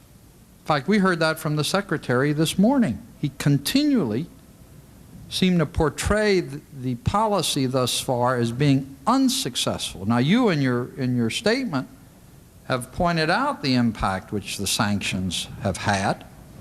And in fact, I think have suggested that they are working. They'll work even better over time. Why do you think they've put this negative face on their policy and then moved in such a way that it seems to me they're now on a one-track path? The administration has diminished, not enhanced, its options, as I see it. So they're now in a position that unless Saddam capitulates by the 15th of January, they must go to war. And I read again, I quoted to the Secretary this morning a statement out of London in the morning paper Before the chairman of the Joint Chiefs, General Powell, arrived here today for consultations, a senior official in the British government said the vast Allied force would suffer humiliation tantamount to defeat if President Saddam Hussein of Iraq refused to leave by mid-January and the force did not act. It would soon be time to fish or cut bait, as you say, the official said. Would you not agree that if this huge force assembled in Saudi Arabia were to go home a few months later without having achieved the objective of forcing Iraq to withdraw from Kuwait, that it would have suffered defeat? Why would the administration get itself into a box like this? Let me try to respond, but in doing so, let me just make one preliminary comment about the sanctions, because you've put your finger on an important issue. In addition to what I have said in my prepared statement and in my earlier responses, let me draw the committee's attention to a very interesting study which has just been released by the Institute for International Economics. It's an analysis of 115 cases of the use of economic sanctions. This study concludes that sanctions have succeeded in 34% of the cases. So the ratio of success is not insignificant. Let me just interject there. We had Professor Huffbauer here yesterday, who's the author of that study. Okay, then I don't need to bother you. Well, but let me just make one point. To present that testimony, I mean, this is the most definitive study of the impact of sanctions. I asked him whether the administration had been in touch with him, in consultation with him, and the answer was no. Right. Well, I can only speculate as to why the administration moved beyond what was clearly and still is a very successful, decisive, firm policy. I think maybe there are three elements, but I am speculating. One was genuine concern that the coalition would not hold over the long run. I think the administration is sincere in its concerns. These concerns may be somewhat exaggerated, but they're not totally irrelevant. A coalition, peaceful coalition in time of peace, is hard to hold together, so there may have been some concern about that. Secondly, I am concerned about the very narrow decision-making process in this administration. This administration has prided itself on the degree of harmony and consensus within it. And it is right in stressing that there has been consensus and harmony within it. And perhaps I am rather well qualified to speak on the consequences of the absence of such harmony in an administration, because it can be damaging. But it also has the effect of giving the president very directly and at the highest level alternative strategic perspectives. I'm not sure that the president has that in this setting. For example, Undersecretary Ball played that role in the course of the Vietnamese War. He was, if you will, an in-house dissident at a time when there was initially considerable consensus, and then later on other cabinet members began to dissent. To some extent, Mr. McNamara, later on, Mr. Clifford. I don't have a sense that in this administration, the decision-making circle is very wide. I think it's basically confined to 4 people. And I don't have a sense that within them there are fundamental disagreements. There are strengths in that, but there's also the danger that you begin to have a situation in which views are reinforced rather than examined. And the kind of issues that I have raised in my testimony, and which I have been told that you yourself raised, although I didn't have an opportunity to hear you this morning, with Secretary Baker. I doubt that these kinds of issues have really been thrashed around, because if there's consensus, you don't probe. And then thirdly, and even more speculatively, I think, unfortunately, this whole question has been excessively personalized. I think the president talks about Saddam Hussein almost as if this was a one-on-one confrontation. I don't think it is generally wise to do that in difficult, conflictual situations.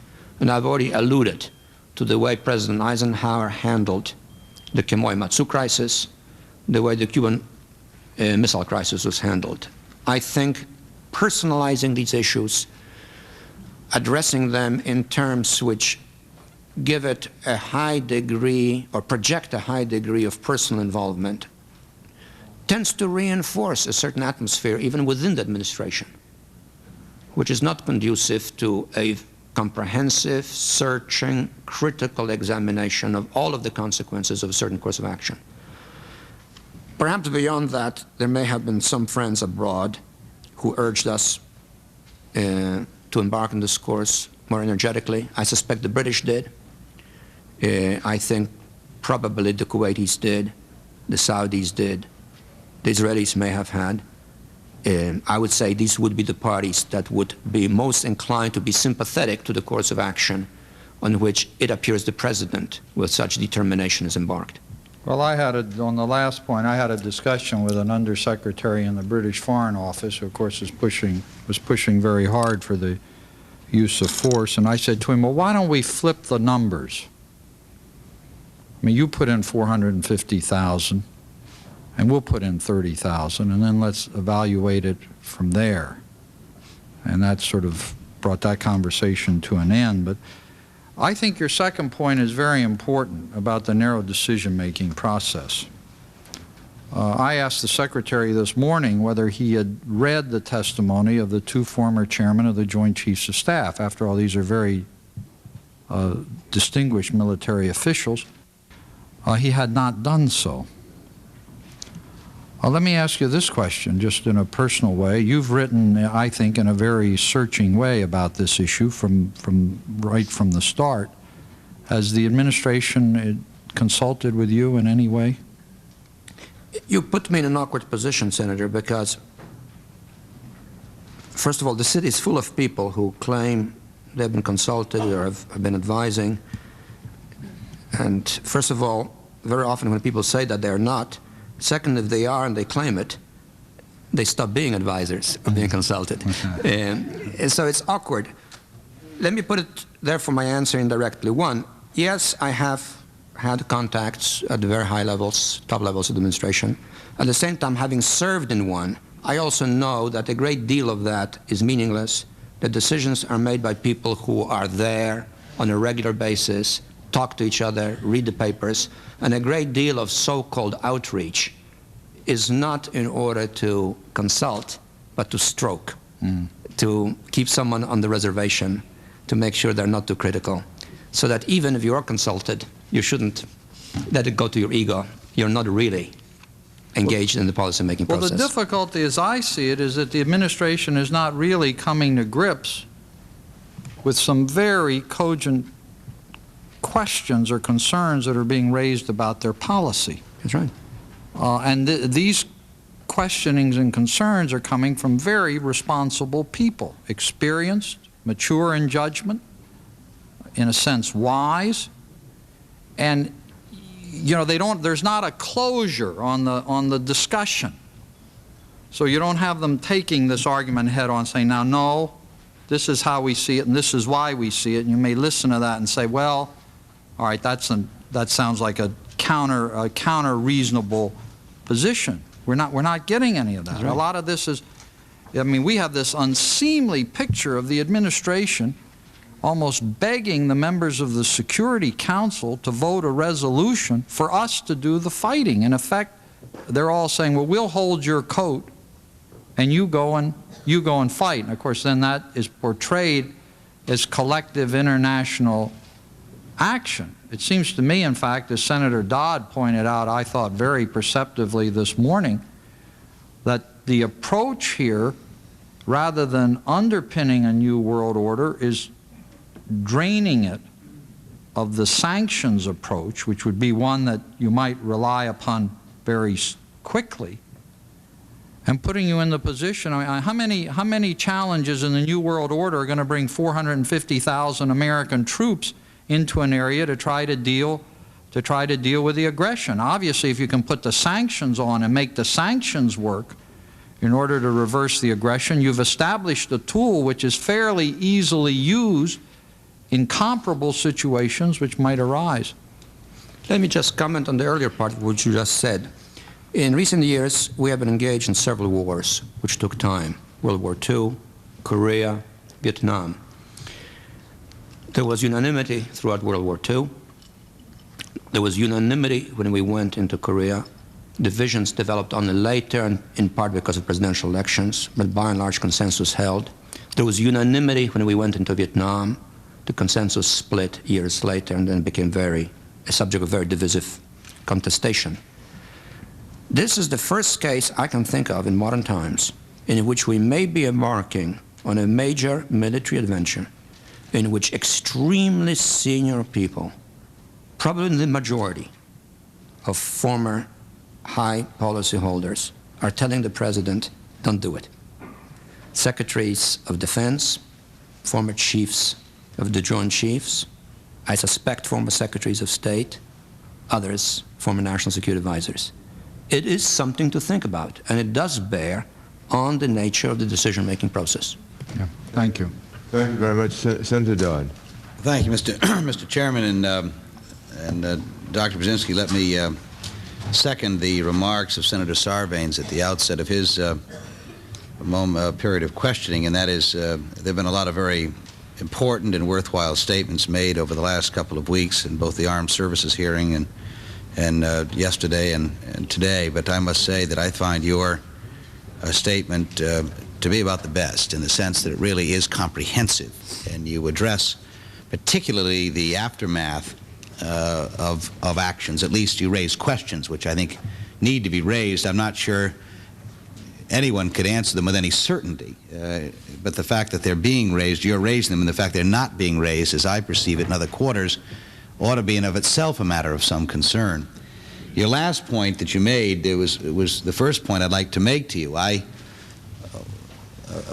sure you're familiar with the book. She's no longer with us, but Barbara Tuchman, a number of years ago, wrote a book called The March of Folly. And I'm struck, and have been struck over the last number of days since November 8th, and particularly since the commencement of hearings here on Capitol Hill, how if she were alive and going to write a new chapter of this book, that this might be the case. The test of A March of Folly being, of course, where historically she used the Trojan War, she used the American Revolution, British actions which led to the American Revolution as two of the leading cases, but where nations and governments were aware of alternatives that were viable to a particular crisis, totally rejected them, knowing or having a good idea of what the outcome would be, and rejected others that were being suggested that might have reduced the kind of situations that both the Trojans and the British found themselves in those two cases. And I'm struck here with that kind of situation. And your last comment about the array of people,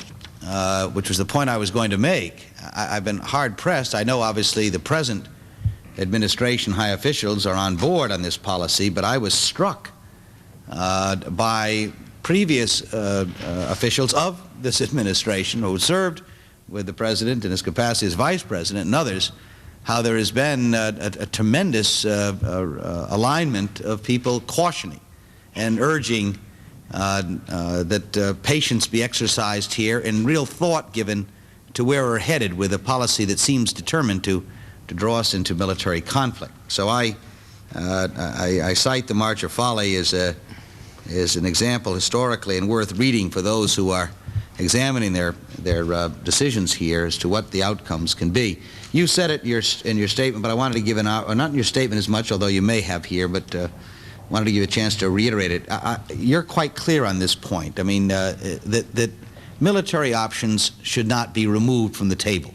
You have not rejected the notion that if in fact all else would fail here, we're confronted with an emerging problem that Saddam Hussein has certainly created by the invasion of Iraq, that you are not rejecting the use of military force as a legitimate tool to deal with the vital interests that are in jeopardy in the Persian Gulf. That's right. I don't reject it either as a matter of principle in general or as applicable to this case, provided we give sufficient attention to the geostrategic concerns, and provided, if it comes to the use of force, we genuinely have an international coalition participating in it. Correct. Well, I just wanted to, you made that point, but I thought it was worthwhile to emphasize it. Senator Pressler mentioned the lessons of Vietnam, and I think that's probably a worthwhile issue to raise. Let me raise another question, one that you may be more familiar with. You were serving in the Carter administration as a national security advisor, and the choice was made with Desert One, which we all know painfully the outcome of that particular effort, where an effort to secure the release of our hostages in Iran went awry. I wonder if you might comment about the thought and thinking that was involved in that decision, and how the decision-making process to go forward with that particular plan would be applicable in discussing the decision here to take an action which is entirely different than that particular one, but nonetheless, I think worthwhile to examine what thought process was involved, what decisions and discussions resulted in the decision to try that particular option. Well, that issue was discussed roughly from sometime in late February until early April, when the decision was finally made to go ahead. Initially, when it was discussed, there was a considerable range of diversity regarding this option. Towards the end, only one voice was strongly against it still. That was the voice of the Secretary of State. But by then, other members of the decision-making process, which included the National Security Council, the Vice President, and so forth, domestic advisors, reached the conclusion that options had narrowed, that there was no chance for negotiated outcome, and that the lives of the hostages were in increasing jeopardy, particularly those members of the diplomatic community whom the Iranians believed to be members of the intelligence community. And several people were being pinpointed by them as such, and that therefore, as long as the hostages were held together, as long as we knew where they were, as long as we thought we had a reasonably high probability of success, the time had come for going ahead with this operation. I would compare it in terms of its nature, in terms of foreign relations, more to the Grenada operation or to the Panama operation than to this instance. I think something comparable to that would have entailed a more comprehensive use of force against Iran as a whole, something which we did not feel was required by the circumstances. Let me mention another historical case. I raised it yesterday, and then it was raised this morning by the Secretary of State, and that is the Abyssinia situation, or Ethiopia and Haile Selassie and the Italian invasion, where the plea to the League of Nations to respond to that particular case, I cited it because I thought it was one of the more tragic moments in history, the images of Haile Selassie with tears in his eyes pleading for the world to pay attention to what was happening to him, and the world remained silent. Although sanctions were applied, Secretary of State indicated what a failure that was. I forget who it was yesterday testifying before us, suggested, which I think is accurate, that in fact sanctions weren't very effectively applied in that particular case, and that historically, in the period thereafter, it became apparent that had, in fact, I guess testimony to this effect, that had a full array of sanctions been applied, particularly on the issue of oil, against Italy, that in fact there may have been a different decision reached. I wonder if you might shed any light on that particular story. Well, I think the Secretary of State in this particular case has a faulty recollection of history. The fact of the matter is sanctions were not applied. Sanctions were violated. There was an attempt to impose sanctions in Italy, but it failed. And therefore, Italy had a relatively free hand. What is unique about the present situation is the universality of the sanctions, except for some smuggling and profit-making on the frontiers, which is not sufficient to compensate for the kind of shut-off of national income and the shut-off of imports that is being applied to Iraq. I think we're dealing, in fact, with the most successful, most severe case of sanctions ever applied against any nation. Infinitely more severe, for example, than those applied against the Soviet Union after its invasion of Afghanistan. Let me ask you two quick other points, if I may.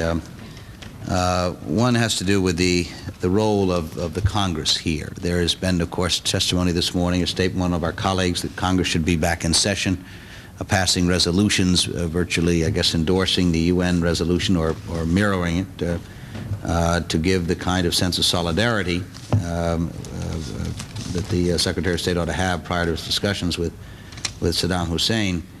But apparently some reluctance about coming to the Congress or asking the Congress to, either by resolution or other vehicle, to sanction the use of offensive action. Obviously, in the case of a provocation I think it's quite clear the Commander-in-Chief has to respond. I certainly don't debate about the ability, the right of the President to take action without the approval of Congress in those circumstances. It has been flatly rejected by the Secretary of Defense and others that Congress should be involved in this particular case in approval by resolution or otherwise before offensive action would be undertaken militarily. What is your view of that? I'm not a constitutional lawyer, so my comment really stems more just from common sense than from knowledge. I would think that embarking on a military action which is likely to be of some duration and of some intensity without a constitutional mandate, which in turn expresses political support, would be extraordinarily damaging to the national well-being, would be dangerous to the President's own authority, and could point us into directions which I would think, painfully would wish to avoid in the light of the Vietnamese experience. Well, I agree with that, and I'm glad to hear you make that point. Lastly, I would just say in fact, I've given a note here, and Mr. Hofbauer yesterday, which I may have misquoted Mussolini on telling Hitler that had oil been included in the sanctions, he would have had to withdraw as part of the historical record. Your point about what political capital has been expended as part of the price to secure support for the UN resolutions, particularly the last one, it worries me deeply. And you make the point clearly in your testimony here. I regret to tell you, I agree with you. And I would, is there any doubt in your mind that political capital has clearly been expended? I'm told that at the recent meeting of the CSCE, that in fact when Baltic states appeared and were anxious to be included, that we not only tried to make their case for them, failed to do that, we didn't even meet with them or recognize their presence in Europe. I don't know if you're aware of that at all or not. You're nodding your head that you apparently are. Yeah, we acquiesced to the effective, I hate to use this word, expulsion of the Balts from the meeting that the French effected at the request of the Soviets. However, in fairness to the administration, let me say that I applaud the fact that President Bush intends to meet with President Landsbergis of Lithuania this coming Monday, and hopefully that will undo some of that. But I am concerned that in order to get this support to do the fighting for others, we're paying a fairly high price, substantively and in principle. And I'm very happy that you made the analogy of the fall of 1956, because there's clearly a relationship that our preoccupation with the Gulf contributed significantly to our decision to sit back and do nothing when Hungary was being devoured by the Marxists and by the Soviet Union. There's no question that it's more than, at least in some significant measure, our failure to respond to that situation was directly related to the Suez crisis. And I think that's a very important point to make, and people ought to be aware of it. Clearly, it seemed to me the decision to meet with high-ranking Chinese officials at the very time that some of the students and others involved in Tiananmen Square were being prosecuted and tried sends a dreadful signal in my view. And if that, in fact, was part of this as well, that's just another example of extraditing the President. The Secretary said this morning that you shouldn't imprison one nation at the expense of another. I think he's correct in that statement in talking about the efforts to involve a discussion of Lebanon or Palestine as a part of these talks. My point, and I think yours is that I wonder if that has not already been done as a result of the efforts to secure votes and support for UN Resolution 668. And it's a sliding slope. Even if it's done only to a degree, it has cumulative effects which may make themselves felt in times to come. Thank you very much indeed. Exactly. A third example, and I should have cited that as well. Here's the line, I think. He quotes, that's right, he quotes Edward Shevardnadze. He said, "You do not enslave one people to free another." And I think that's a very important statement. But the problem is here, I think you pointed out, and I would agree with you, there's great concern that, that maybe not enslaving, but certainly helping to liberate some who've been enslaved may have been part of the price for passage of those resolutions. Thank you very much. Senator Simon. First, I want to thank you for a thoughtful, solid presentation. I appreciate it. One of the points you make is that we can't tell what will happen. if there is military action. For example, you and I are very much interested in Poland and what is taking place there and the great sacrifices the Polish people are making to get their economic house in order. Yesterday afternoon, I asked an economist who's a specialist in oil what would happen if there is a military confrontation and presumably Iraq sends missiles into the oil fields in Dhahran. And he said no one can know for sure, but his guess off the top of his head was the price of oil would roughly double to about $60 a barrel.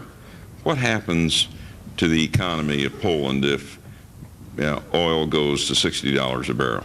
I think it's basically the kiss of death. It's such a volatile and vulnerable economy that anything of that kind simply would not be sustainable.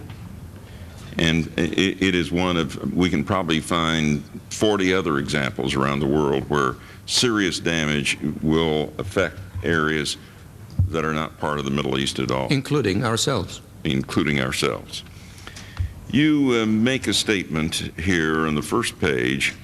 Those who favor only a military solution will now exercise pressure on the President to reduce the incipient dialogue essentially to a mere transmittal of an ultimatum. That is almost what Secretary Baker said today in his testimony before us. And I mentioned to Secretary Baker that the word negotiation is not a bad word, that obviously we have to know what our bottom line is, that we will not, we're not going to go beyond this.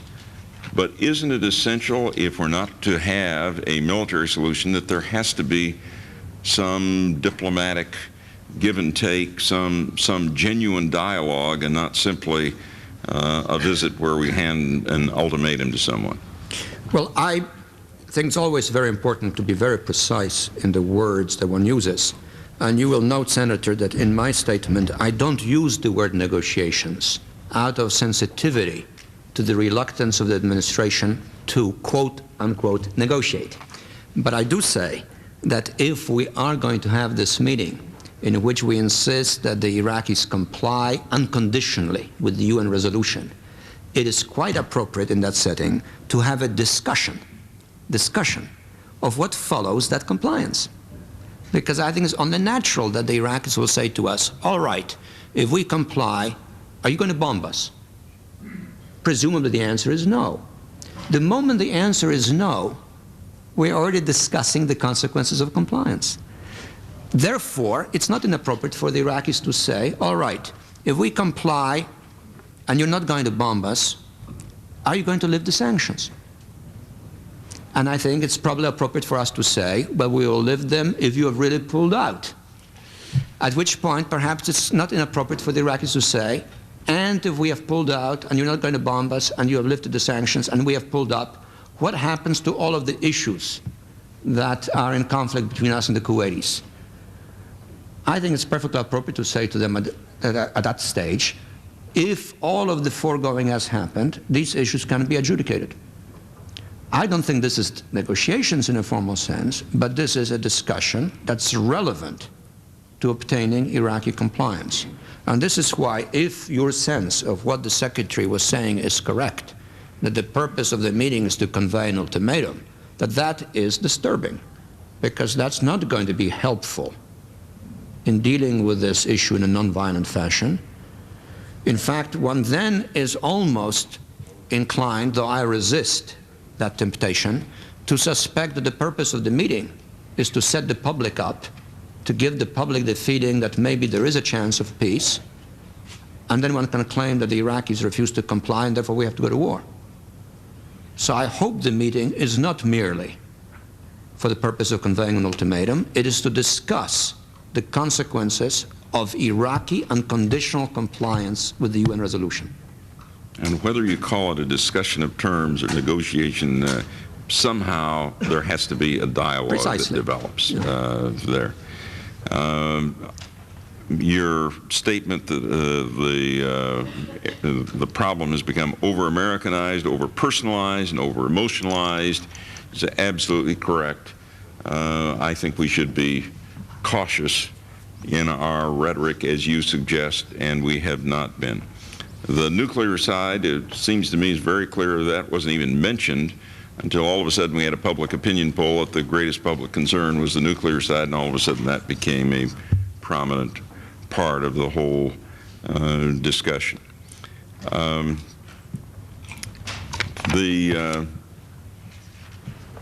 And then finally, you say, I wonder if this is politically viable in terms of the longer range relationship of America with the Muslim world.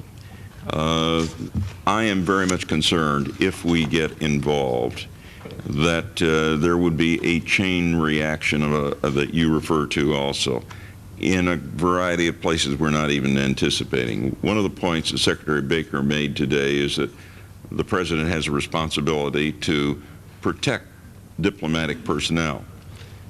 But the reality is if we get into a war where it is viewed as America versus the Muslim world, there are going to be diplomats at risk, I would think, in places outside of Kuwait.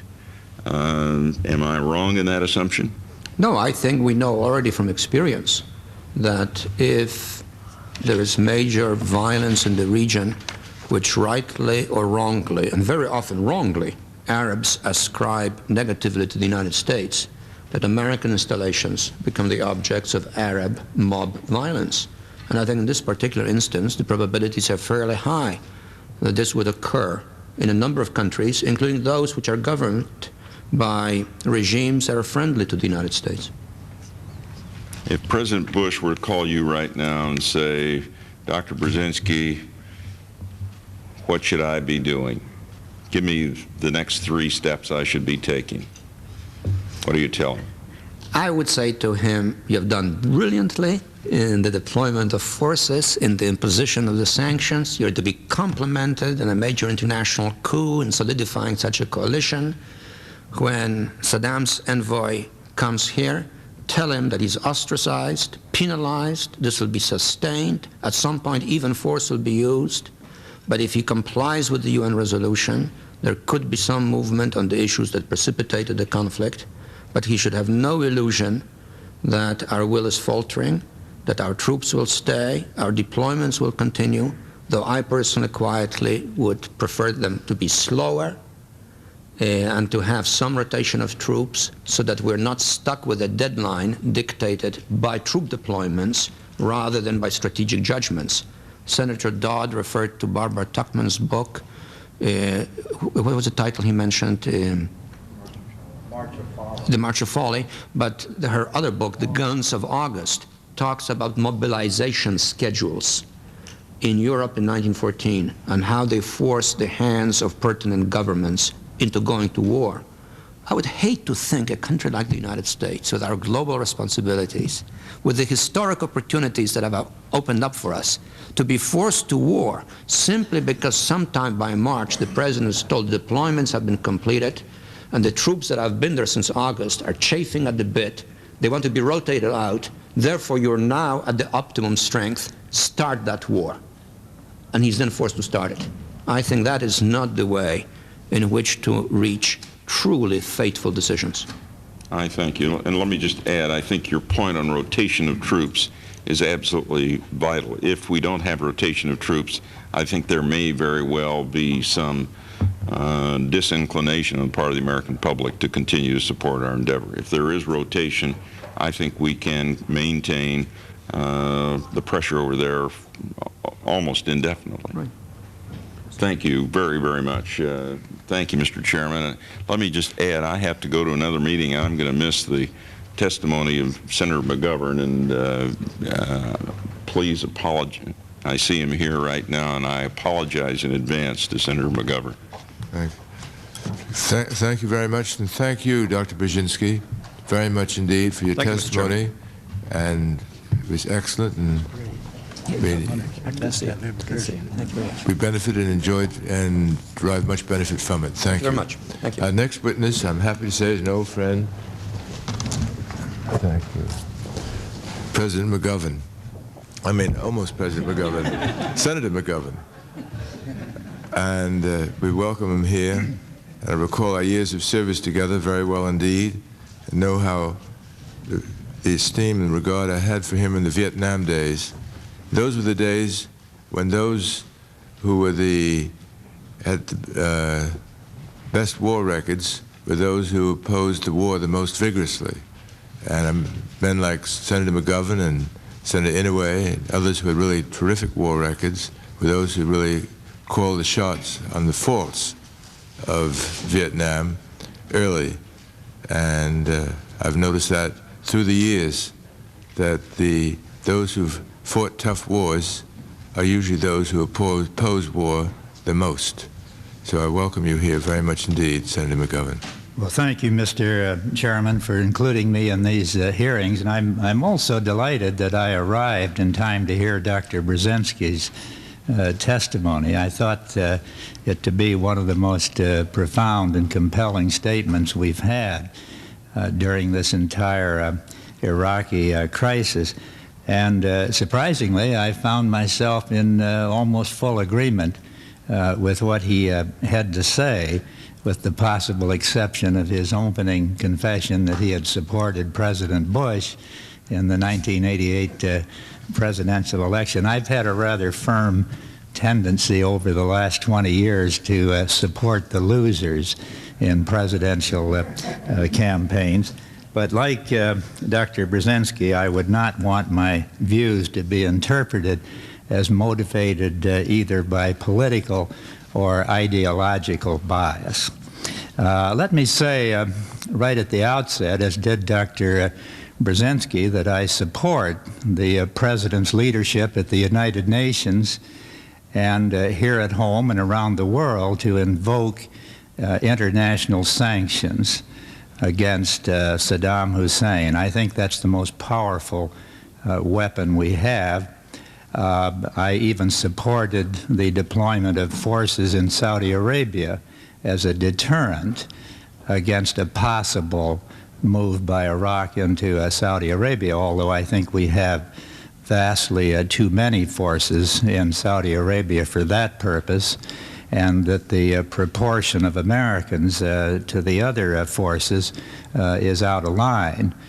Both the excess of forces in Saudi Arabia and the disproportionate number of Americans would, of course, be greatly aggravated if we were to move ahead with the President's proposal to send in another 200,000 Americans.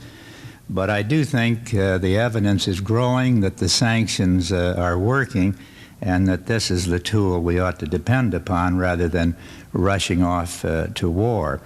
I'm very proud of this committee, Mr. Chairman, for scheduling these hearings and raising some of the hard questions that need to be raised in evaluating whether or not it makes sense for the United States to go to war in the Persian Gulf, just as I'm proud of Senator Nunn and his committee on armed services. And I think if war is averted in the Persian Gulf, a matter that I would regard as a disaster, that considerable credit ought to go to you and the members of your committee and the members of the Armed Services Committee and other congressional committees for raising some of the difficult questions that need to be evaluated.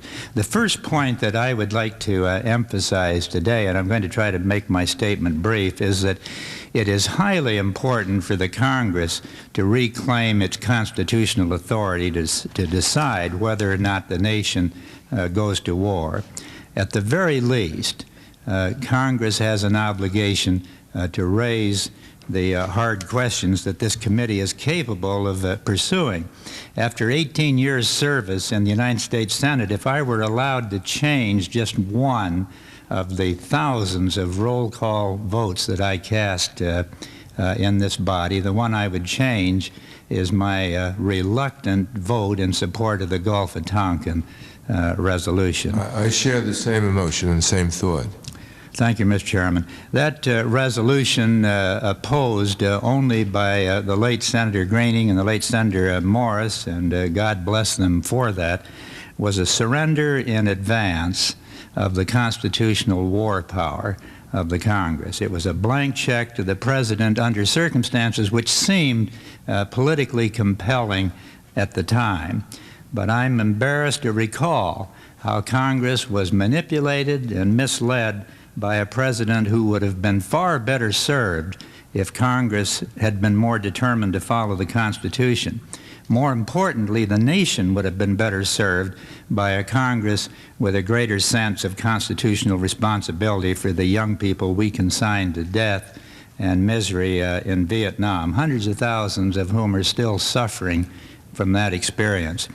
Article 1, Section 8 of the Constitution states that the Congress shall have the power to declare war, to raise and support armies, to provide and maintain a navy, to make rules for the government and regulation of the land and naval forces.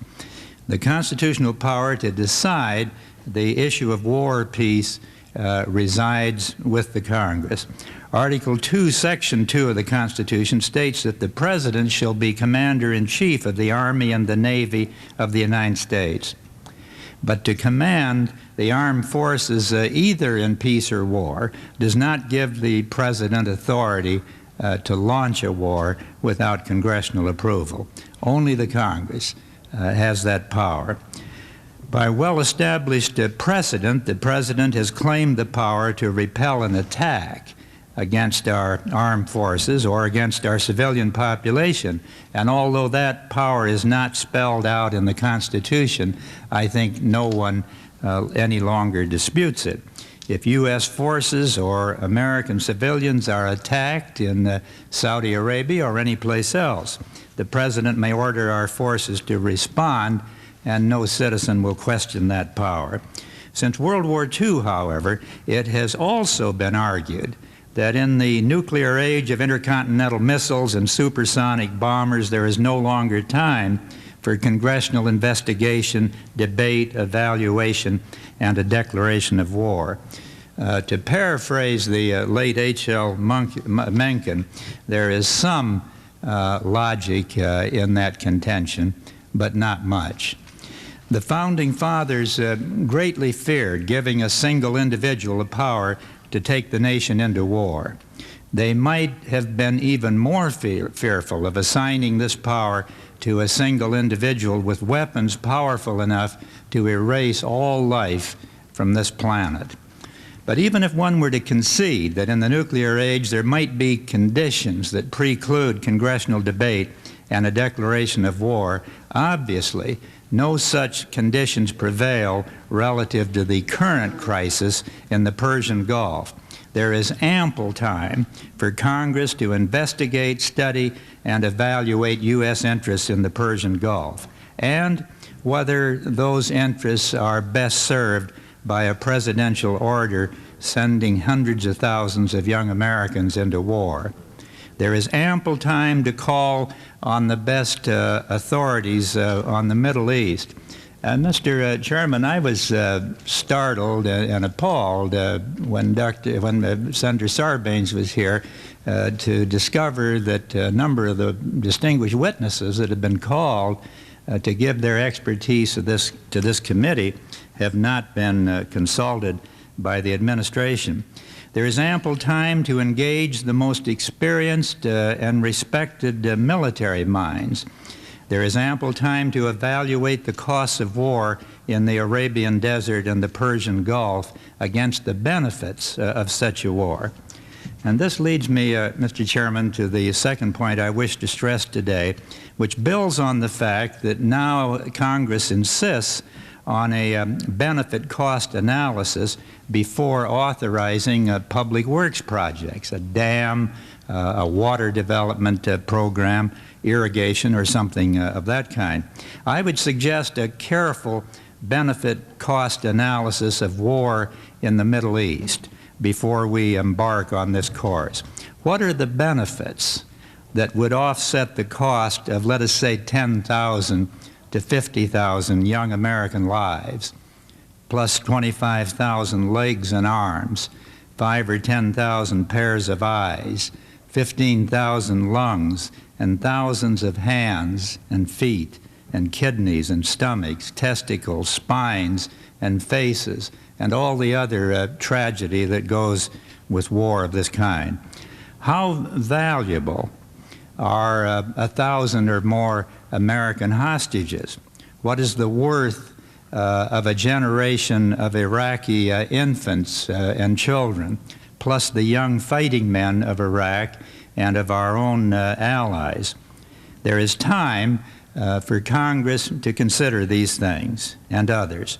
What, for example, would be the situation if President Bush ordered an attack on Iraq and Saddam Hussein responded by a rocket attack on Israel, as he has indicated he would?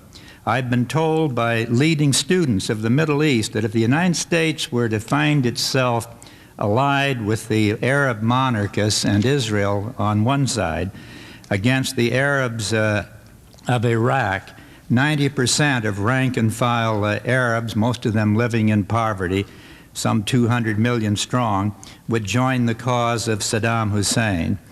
Have we carefully considered the danger of 500,000 young Americans being caught in the crossfire of a holy war, pitting Israeli against Arab, Jew against Muslim, impoverished Arabs against the ruling oil-rich families that we seek to defend?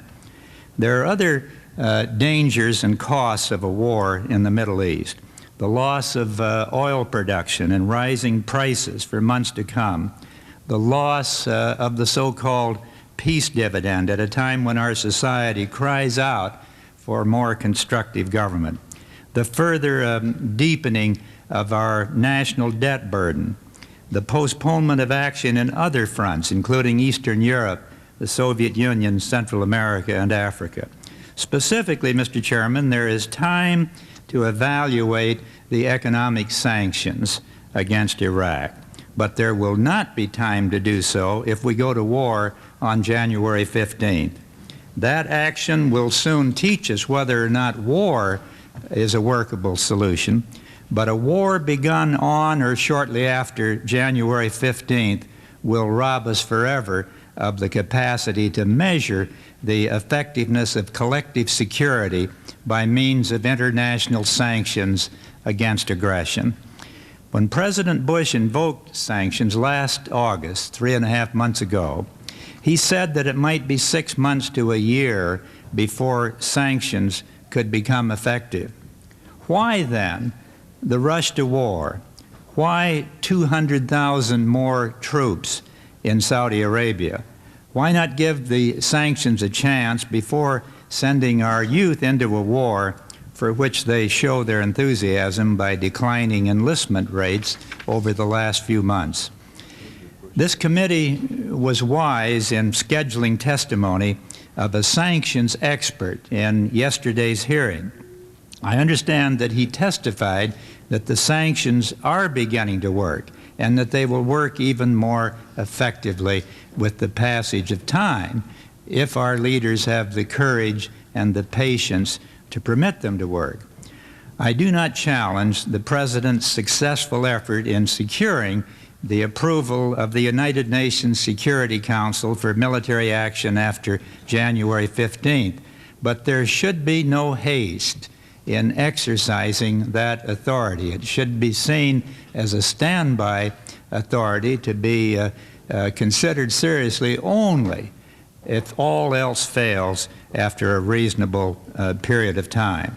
Instead of eyeing the spring weather of Saudi Arabia or the religious ceremonies of that country on the calendar, let us determine the issues of war and peace on the basis of our constitutional procedures, our carefully evaluated national interest, and the well-being of the young Americans whose lives are on the line. No senator and no president should authorize war in the Arabian desert until he has asked himself this question: is this issue so compelling that I would give my own life or that of my children to resolve it by force of arms? I support economic sanctions against Saddam Hussein. I support all available diplomatic pressure to bring about his withdrawal from Kuwait, and in that sense I applaud the President's decision to send Secretary Baker to Baghdad and to invite the Iraqi foreign minister here. But I see no American interest in all of this that is sufficiently great to justify the sacrifice of my life, or far more importantly, the lives of my 4 grandsons of military age. So thank you, Mr. Chairman, for considering these concerns of a former colleague and a present grandfather. Thank you very much indeed, and I share your thoughts in this regard and your knowledge of the abhorrence of war. Came back not wounded but ill in a hospital ship in World War II, and you saw the remainders there of violence. And when you saw a shipload of young men all in hideous medical condition, you realize the damage that war does. I appreciate your coming here very much indeed, and your willingness to be here, and thank you very much. Mr. Chairman, Senator Pressler asked me to respond to a question, even though you were not here, and that is what I regard as the central lesson of Vietnam. There are many lessons of that disastrous war, but I think, just to put it in a nutshell, the lesson of Vietnam is that do not commit American forces to war unless our national interest is so clearly involved that there's no confusing it, and that we have no other reasonable alternative. I wonder if you would take agree with a slight change there. It's not a national interest that's really involved, it's a national security. Our national interest can be an economic interest or other things, and war is not worth going to for just a national interest. But it's when our security is at stake, then war would be justified. Yes, I think that's essentially right. It's quite clear that our national interest was not on the line in Vietnam, and that's demonstrated by the fact that we lost the war, and yet no fundamental American interest has been lost by that defeat. No fundamental American interest, therefore, would have been lost if we had never intervened in Vietnam. We would have saved the lives of nearly 60,000 young Americans. We would have saved several hundred billions of dollars. We would have avoided a terribly divisive political struggle here in this country that I think from that day to this has undermined credibility and faith in our government and its procedures. We paid a terrible price for our intervention in Vietnam. The cost of not intervening, I think, would have been minimal. And I feel the same way, Mr. Chairman, about shedding blood in the Middle East. I'm not a pacifist, as you know. If we had conditions similar to those that faced us in World War II, and I had the strength to do it, I would volunteer to go again. I've never had 1 minute when I regretted my role as a bomber pilot in the Second World War. But in this case, I see no American interest in the Persian Gulf of sufficient importance to justify sacrificing American lives. Well, thank you very much indeed for being with us. And this concludes this hearing. We'll meet again at 9:30 tomorrow morning in Dirksen 219. The meeting adjourned.